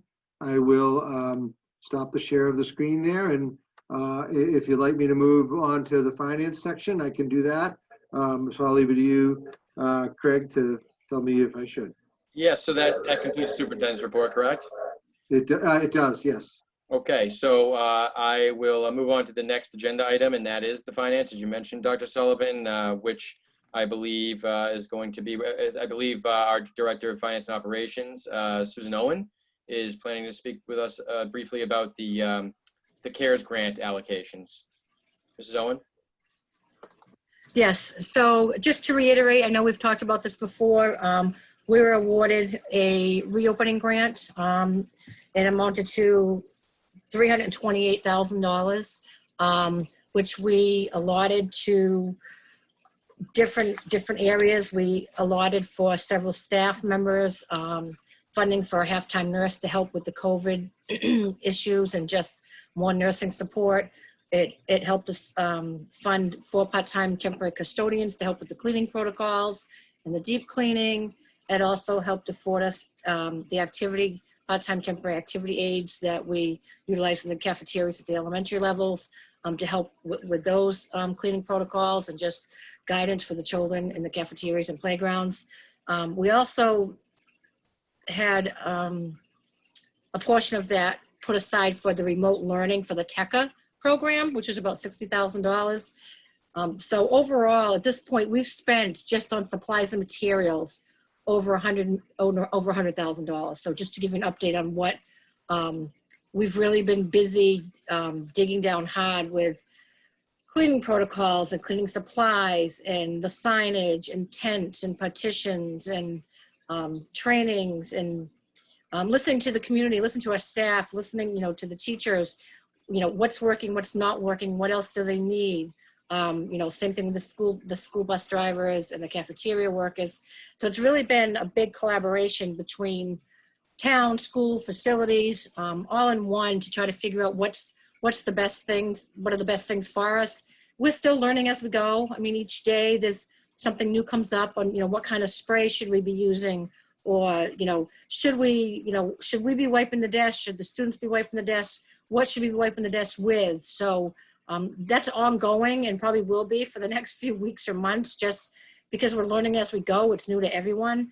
But just in a matter of a month or so, we've spent close to $100,000, if not a little bit more, just on cleaning supplies or PPE, you know, personal protection equipment, with like tents and petitions and signage. So I just want to give an update. There's also the smaller grant, the CARES grant, which is about $53,000.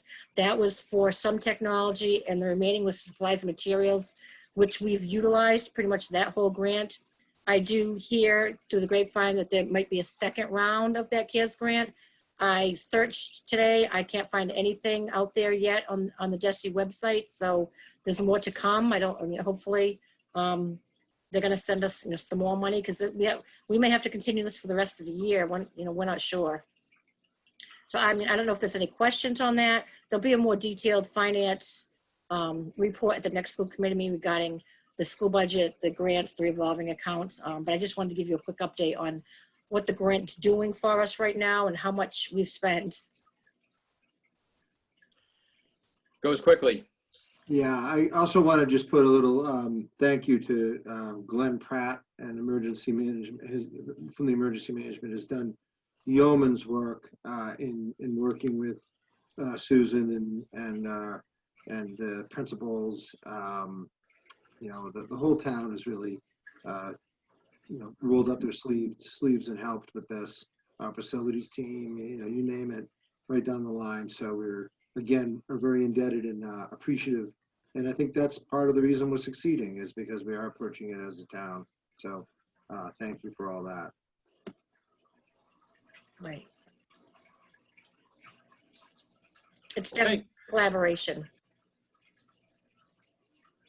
Sure. Thank you, Ms. Owen. Much appreciated. I do like to reiterate how that money is being allocated and how quickly it goes, given these odd circumstances and these challenges we're faced with these days. Are there any questions or points of discussion on the finance update, on the grant update, Chris Owen? Okay, moving on to the next agenda item is the school committee comments and communication. First on in this section is the school facilities committee, which is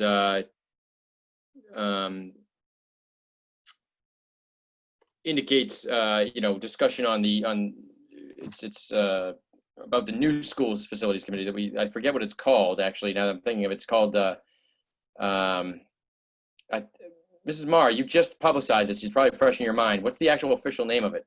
It's officially the Schools Facilities Committee. Oh, it is. Okay. All right. So, and again, just to reiterate for anyone that's watching that hasn't heard anything about this before, we reconstituted that. It hasn't been constituted since the 70s in order to evaluate the current state of the facilities in our district and whether anything calls for any remodeling, renovations, or new facilities altogether.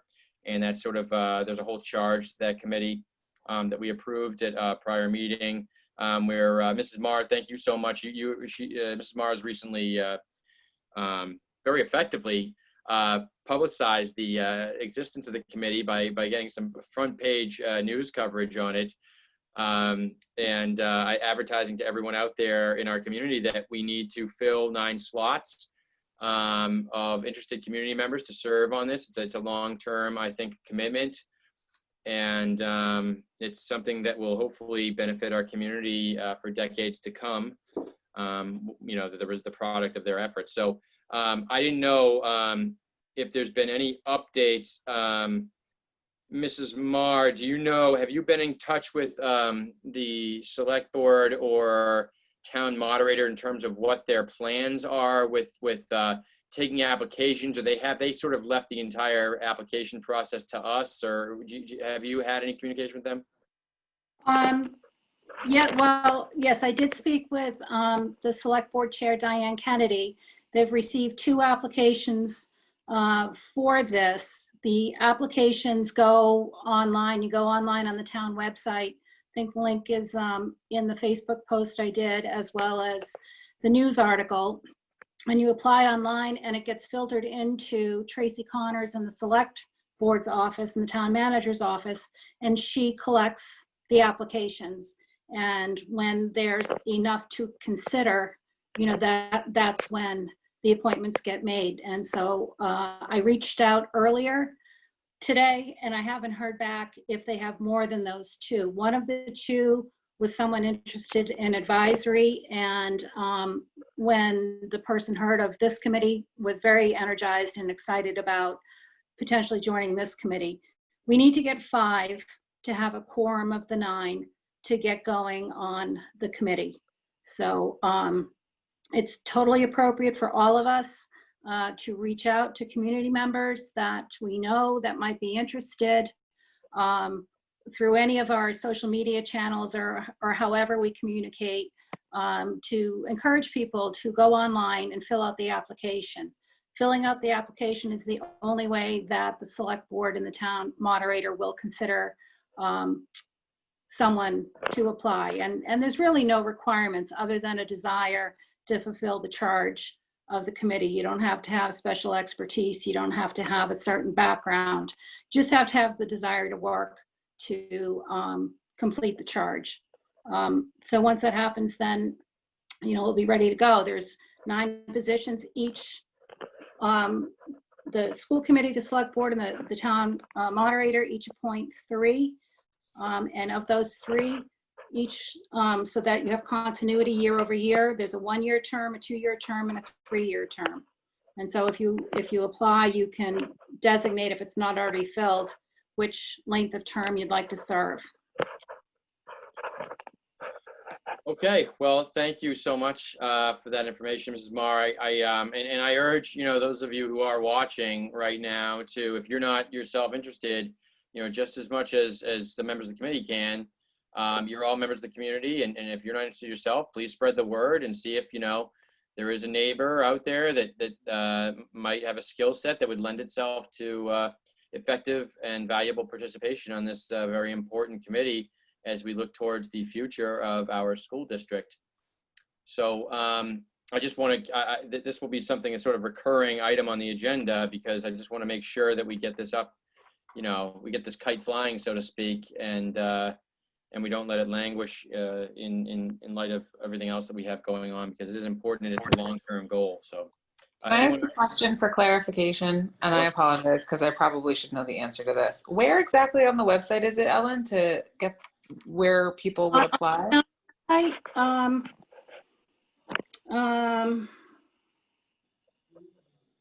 know what? I forget. And my internet is still a little.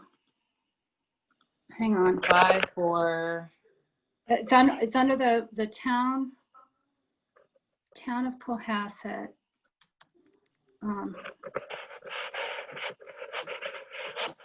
Well, maybe if you don't mind, when you have a chance, just email that to me, because I'd like to include it in the meeting update. Sure. Yeah, sure. Thank you. Yep, I'll find it. I'll send it out to everybody so everyone can distribute it properly. Out however Thank they you. want to see it. Sure. So, Chairman McClellan, I do have, if we could talk about this facilities committee, because it came up in our finance and facility committee meeting last week, and really how we all view what this committee is in comparison to the finance and facility subcommittee, and what each charge and set of responsibilities are. Because our capital budget list is quite lengthy, and some are big projects that the town handles, and some are smaller projects that we champion, and then some are even smaller projects that we manage on our own through the school facility revolving fund. So I just want to make sure we all are kind of on the same page about what the school facility committee charge is. Is it, ongoing maintenance, roofs and windows and floors and things along those lines, or is it truly, the bigger picture, new building renovation, such as the charge? Yeah. So, there's the charge, and I don't know that, I'm just bringing it up right now. I'm not sharing it. I'm just bringing it up. There's, as I mentioned, there was a charge that we adopted and approved on July 8th, 2020. And that is the governing text. I mean, that is what the responsibility of the committee will be. And it's basically, in short, I'll just read the first paragraph because that's sort of helpful. The School Facilities Committee will serve at the direction of the Cohasset School Committee and work with the superintendent of schools, town manager, and other town personnel, committees, and consultants to advance the goals of the CSC, Cohasset School Committee, relative to the addition, renovation, and/or construction of new school facilities in the district. The School Facilities Committee will provide updates to the Cohasset School Committee and the Board of Selectmen as requested, but not less than once per month. And then there are some, more specific considerations for the board, for the School Facilities Committee. But I mean, I think that first paragraph sort of answers the question that you were just posing, Ms. Martin. I know that you were posing it for sort of clarification, but it is definitely related to future physical plant improvements, not ongoing maintenance or, perhaps aesthetic changes throughout the district. This is a larger charge. It's not, it's sort of a larger big picture, for the edification of those that weren't involved in the initial discussion we had. I don't know if that's is that sort of what you were getting at, or? Yes, it is. And thank you for reading it. I couldn't put my hands on it quickly. And I just want to make sure that the committee wants the facility and the Finance and Facility Subcommittee to continue on with the list of projects that we had. I think I sent it out. I don't know when I sent it out, last week or the week before, in terms of things for next June's May or June town meeting, looking at those items and looking at the bigger picture items like new roofs. There's no guarantee that the MSBA will fund us, so we can't let our roofs fall out of cycle in terms of when they get replaced or repaired, or HVAC units or boilers or things along those lines. So I just thank you for that clarification. Yeah, I think that's a really good point, actually. And I don't know, I was just discussing this a few minutes ago. I don't know, but it's important to point out that we can't, just because we have this and we're looking down the road at sort of larger changes, we can't let our current facilities fall into disrepair. And that's not the purpose of this. And nor do I think nor do I think that the facilities subcommittee should look at it that way. I think this facilities subcommittee, finance and facility subcommittee, is in place for the reasons you noted, Mrs. Marr, and I don't think that it should be looked at, well, if we now have the school facilities committee and we may or may not be, having additions made or renovations or new facilities made, I don't think that should factor into the equation. If there is a roof that says, someone says is not safe anymore, it's 35-year roof and it's now 40 years old, then I don't think we ignore that in the interest of perhaps maybe getting new schools down the road. But at the same time, there may be certain physical plant changes that don't need to occur. They're more wants than needs, and maybe it is more prudent to wait for a more sensible time to do that, especially where we've just reconstituted this committee. Okay. That's my personal perspective. It's just I have no more of a more important perspective or say in this than anyone else. So anyone else that has a different perspective, please say something. That's how I have interpreted this situation. I don't have a different perspective, I don't think, but I do think this exact issue indicates a need to get this committee that's being reinstated working, because I think the longer we wait to get them working, the more chance there is for there to be at least a lack of clarity in what needs to be done and when. So I think, again, thank you, Mrs. Marr, for getting the word out to the community about it, because I think it's important that this committee start working and providing feedback. Agreed. Thank you. Congratulations on getting your power back, Mrs. Cleary. I just have one more comment. So when we met last week, and Mr. Carney and I were discussing, and we think it would be really beneficial to have a separate meeting with all of the committee members to kind of go over the whole capital budget list and the capital budget process. It's too much for a regular school committee meeting, so that we can all look at where we left off last year as priorities, because as we know now, things change and priorities change.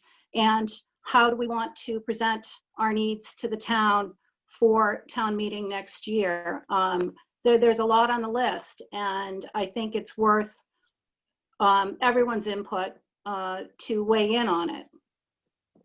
Well, that's perfect timing, Mrs. Marr, because the next item on the agenda is goal setting, and we need to set up a workshop for that as well. So maybe we do two different sort of workshop type meetings where, you know, it's posted, but it's for the distinct purpose or specific purpose of one we can do with the intent of discussing what you just described, and the other to address the goal setting, which obviously has taken a little bit of a backseat to reentry because we needed to get the kids back into school. But as Mrs. Caleri has pointed out to me, and she's the reason why this is on the agenda tonight, because she very very aptly pointed out that we can't just ignore our other responsibilities because, you know, we have other challenges, but we've certainly delayed it enough. So I don't know if everyone's comfortable circulating dates amongst themselves over email for these two purposes. Does everyone agree that these two things would be valuable to have these two workshops? Obviously, Mr. Kearney, I think you know, Mrs. Marr said that you guys both agreed on the as far as the budget goes. But in terms of goal setting at this point, is everyone on board with doing that? I'll send out an email. We'll start to circulate dates so we can get on that. Okay. All right. So we'll do that. That's really the only reason goal setting was on, just to establish that we need to do it, and we're going to have to set a workshop for it. And we'll do the same with the items that you just articulated, Mrs. Marr. Anything else on school facilities from anyone before we move on to updates? Okay, seeing none. Does anyone have any updates? I'll just go out in alphabetical order. Mrs. Caleri, do you have any updates to share? I attended a safe harbor meeting and wanted to highlight a couple of upcoming events. It is National Red Ribbon Week, October 23rd to the 31st, and that's drug awareness.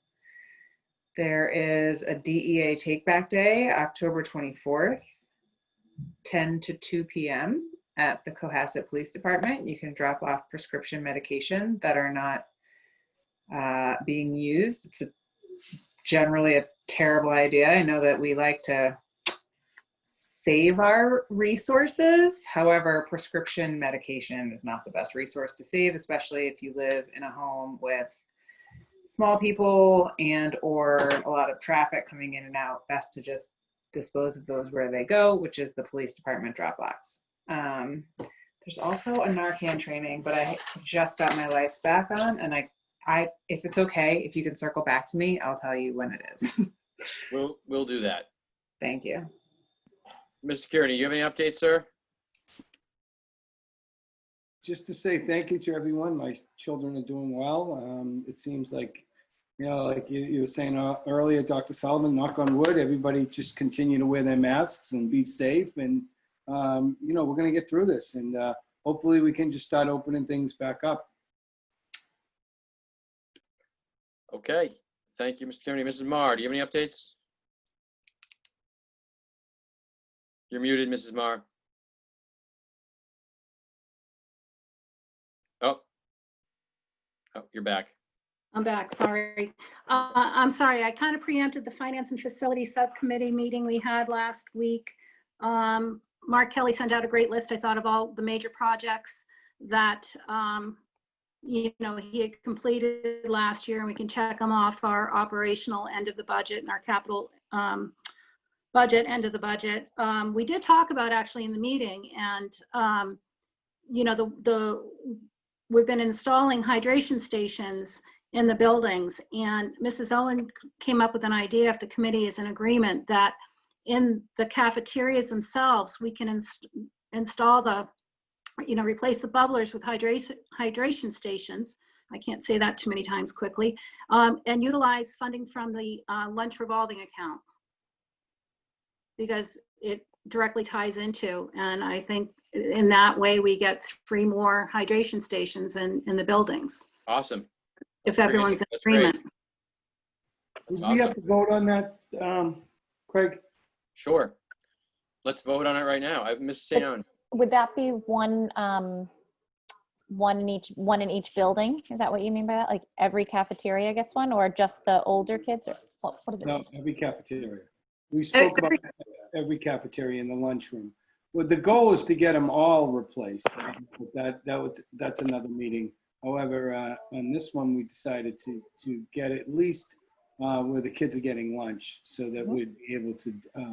And they're great, to be honest. I was in the middle school and I tried it, and the water was great. I'm pro hydration station. I just wanted to make sure we're Yeah. Osgood, Deer Hill, and then Yep, middle and high school. Yeah. Yep, all 3. And like I said, they work well. So We talked about the need for this. It's always been paramount, but really rising up now because of the, we're not allowing the students to use the other fountains because of COVID. So it is important to, to provide that for them. They can have water in the nurse's office and all that we do, but to have, these fountains is really, I think, amounts to a safety concern at this point. Ms. Owen, what specific, budget item is that coming out of? Or would it, if we voted in favor of it?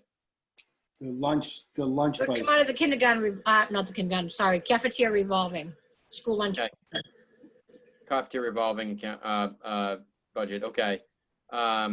So is there a motion, just to put this to a vote, just out of an abundance of caution here, is there a motion to allocate those funds in the cafeteria revolving budget item to 3 additional hydration stations in each of the cafeterias in each of the buildings? So moved. Motion made by Mr. Kearney. Is there a second? Second. Seconded by Mrs. St. Ange. All in favor, please indicate so in roll call fashion, alphabetical order. Mrs. Colery. Aye. Mr. Kearney. Aye. Mrs. Marr. Aye. Mrs. St. Ange. Aye. Aye. Craig McClellan. Dr. Sullivan, that unanimously passes. Very So, nice. Thank Ms. you. Owen, I'd ask you to please pursue that. You sure will. Thank you. Thank you for that. Great. Thank you. Thank you, Ms. Owen, for that very excellent suggestion. That's great. Okay. Mrs. Marr, you were in the middle of your updates. Do you have any other updates or anything further? No, AEC is tomorrow night, and I'll be attending that. And there's a post-employment benefit subcommittee or committee meeting on the 15th, which I'll be going to and hearing their update. They've been kind of on hiatus during the summer, and they'll be, coming back with an update in terms of what the town liability is and what course of action, the town wants to take. Okay. Thank you. Mrs. Marr, could I ask a question? Is it possible, you referenced some facilities, how did you put it? I don't know if they're repairs or items that were completed, that you during your meeting, you had had a checklist of things that were completed, various projects throughout the district. I was wondering, is there a way that we can condense that to some sort of, it may already be in a very comprehensive but succinct format, that might be able to be published to the stakeholders, just so everyone knows what those were and what was done over the past year? Sure. There's Mark Kelly's report that he sent us, and I think I forwarded it on to the committee. I think that's, could be included in the next superintendent's newsletter that goes out, or go out separately. I think you're right. That's what I mean. Yeah. Yep. That's a good suggestion. Okay, so Dr. Sullivan, would you mind including that just so everyone can see? I'd be Sure will. wondering, if I was a parent, I'd want to know what that was. So I don't know if people may or may not have interest in it, but I'd want to know. No, it's great. I think that's a good suggestion. I think it's a good report. Okay, all right. Mrs. Marr, does that complete your updates? Yes, it does. Okay. Who is next? Mrs. St. Ange. Mrs. Collier and I met as the policy subcommittee recently. I don't know if our update is on the agenda or if this is where it would fall. Sorry, I totally, yeah. Didn't I email it out to everyone? I did, right? Yes, it Okay, was great. shared. Yeah, sorry, I dropped the ball on that update. Lynn, do you want to do that? Do you want to just update everyone on what we did? Certainly. Thank you, you're the best. We met on Monday in response to some feedback from the community that our mask policy included kind of what to do with a mask, but excluded some of the exceptions that have been noted by the CDC, such as saving N95 and such, filtered masks for medical professionals and kind of frontline personnel who are dealing with COVID and medical emergencies and not using them in a school setting. So we took language directly from the CDC website. Yeah. And just amended the policy so that it said what to do and also what not to do. Do you think that covers that, Mrs. Colleary? I do, yeah. Okay. There was just, this is in response, there was some concern about the masks with valves, and it is explicitly stated on the CDC website that those are not effective in preventing the spread of the virus. And so we felt like it made sense to just go back to the policy and revise it to include, as Mrs. St. Ange said, information from the CDC and the DPH. Okay. So this would be a change in policy and require a vote. I know that there's been a lot of, I don't know if it's a lot, but there's been, several, concerns surrounding gaiters. And I know that I think, the manufacturers of gaiters have sort of responded to this by, acknowledging the shortcomings in a lot of them. And now they're sort of double layered and they have ear loops. So, those sort of things, I don't even know that those would be characterized as gaiters anymore.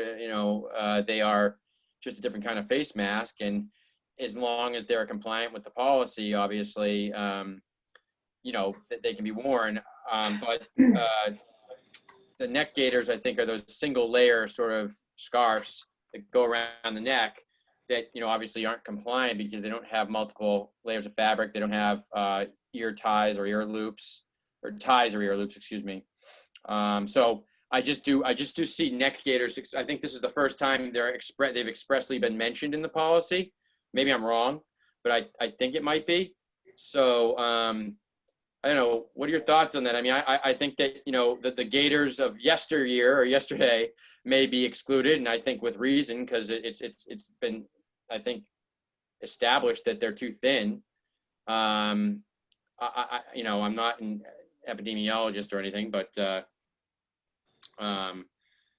I don't know. What are your thoughts? I'm trying to anticipate. I mean, we've gone through this a couple times. With much of this, it's an evolving issue.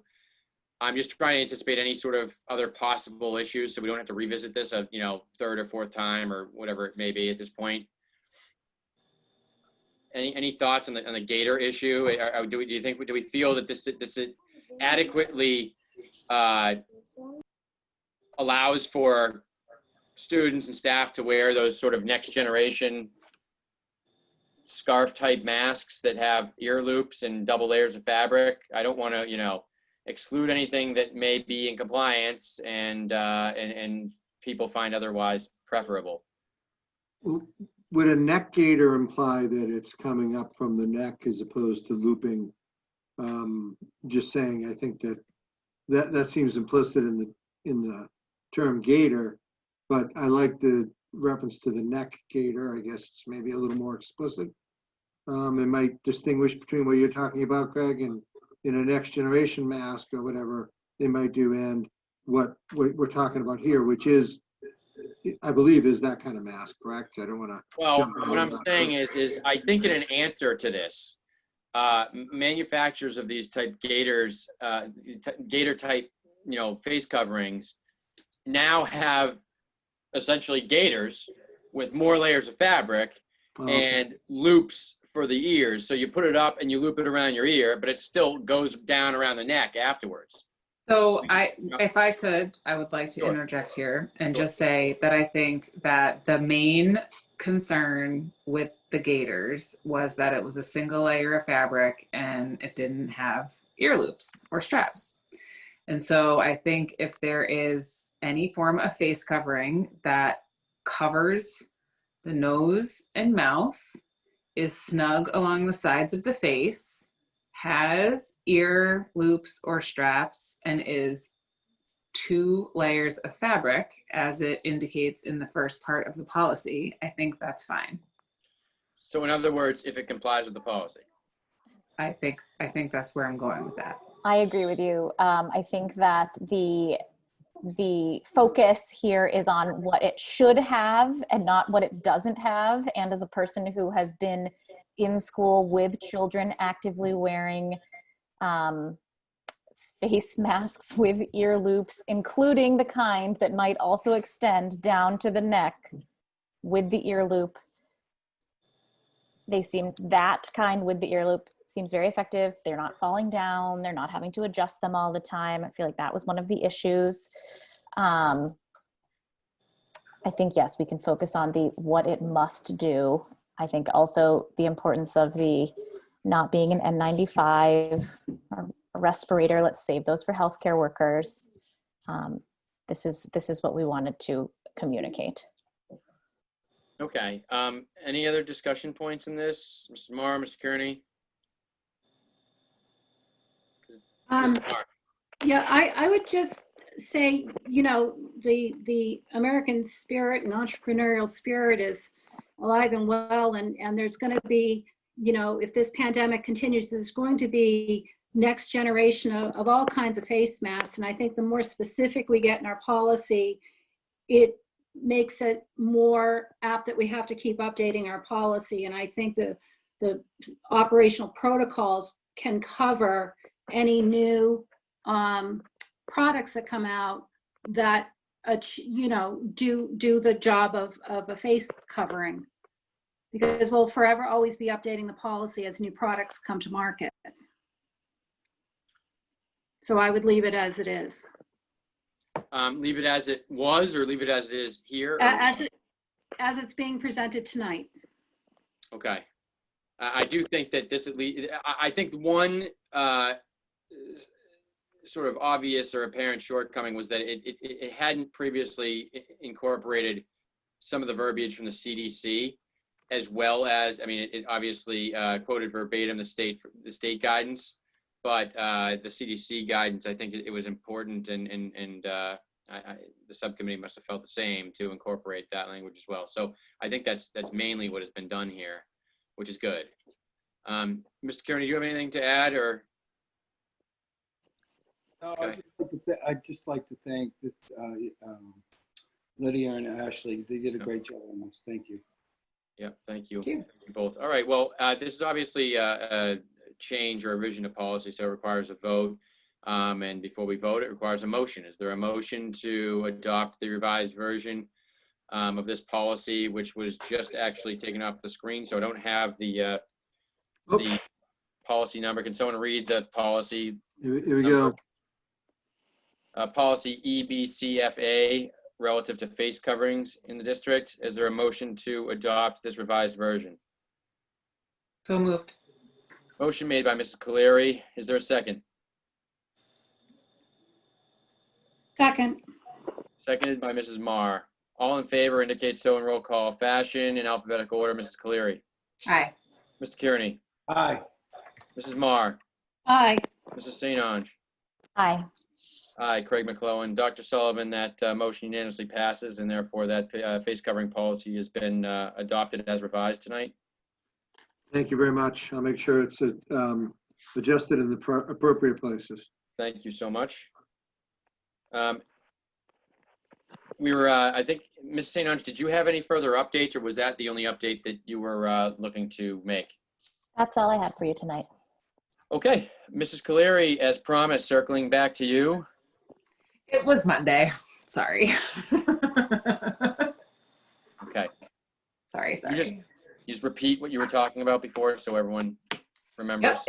Yep. Good idea. It was a free virtual Narcan training, and Narcan is a drug that can be administered to potentially and hopefully reverse an accidental drug overdose, opiate overdose. And I imagine that there will be more upcoming, and I will do my very best to actually tell people about it ahead of time next time. Safe Harbor sponsored it, so thank you to Safe Harbor. Yes, thank you to that very important organization and what they do for our community. Thank you for the update, Ms. Caleri. Does that complete your updates? I think so. You sure? No, but yeah. A little out of sorts tonight, sorry. Okay, yeah, me too. Okay, well, then moving on, I do not have any updates. Moving on to the next agenda item is the approval of minutes, which I do not think we have. We don't have any this week. Okay. There are no minutes to approve. Moving on, follow-up and updates. There are no updates outside of those that we just gave. Topics not reasonably anticipated by chairman. There are no topics not reasonably anticipated. And we've already had our executive session, which leaves us with a very favored agenda item. Does anyone have any motions? I'd like to make a motion to adjourn. Motion to adjourn by Mrs. Caleri. Is there a second? Second. Oh, Second by Mr. Kearney. All in favor of adjourning the meeting, the October 7th, 2020 school committee meeting, please indicate so in roll call manner in alphabetical order. Mrs. Caleri. Aye. Mr. Kearney. Aye. Mrs. Marr. Aye. Mrs. St. Ange. aye. Aye. Craig McClellan. This meeting's adjourned. Thank you all. Thank you so much. Thank you. Thank you. Have a good night. Good night.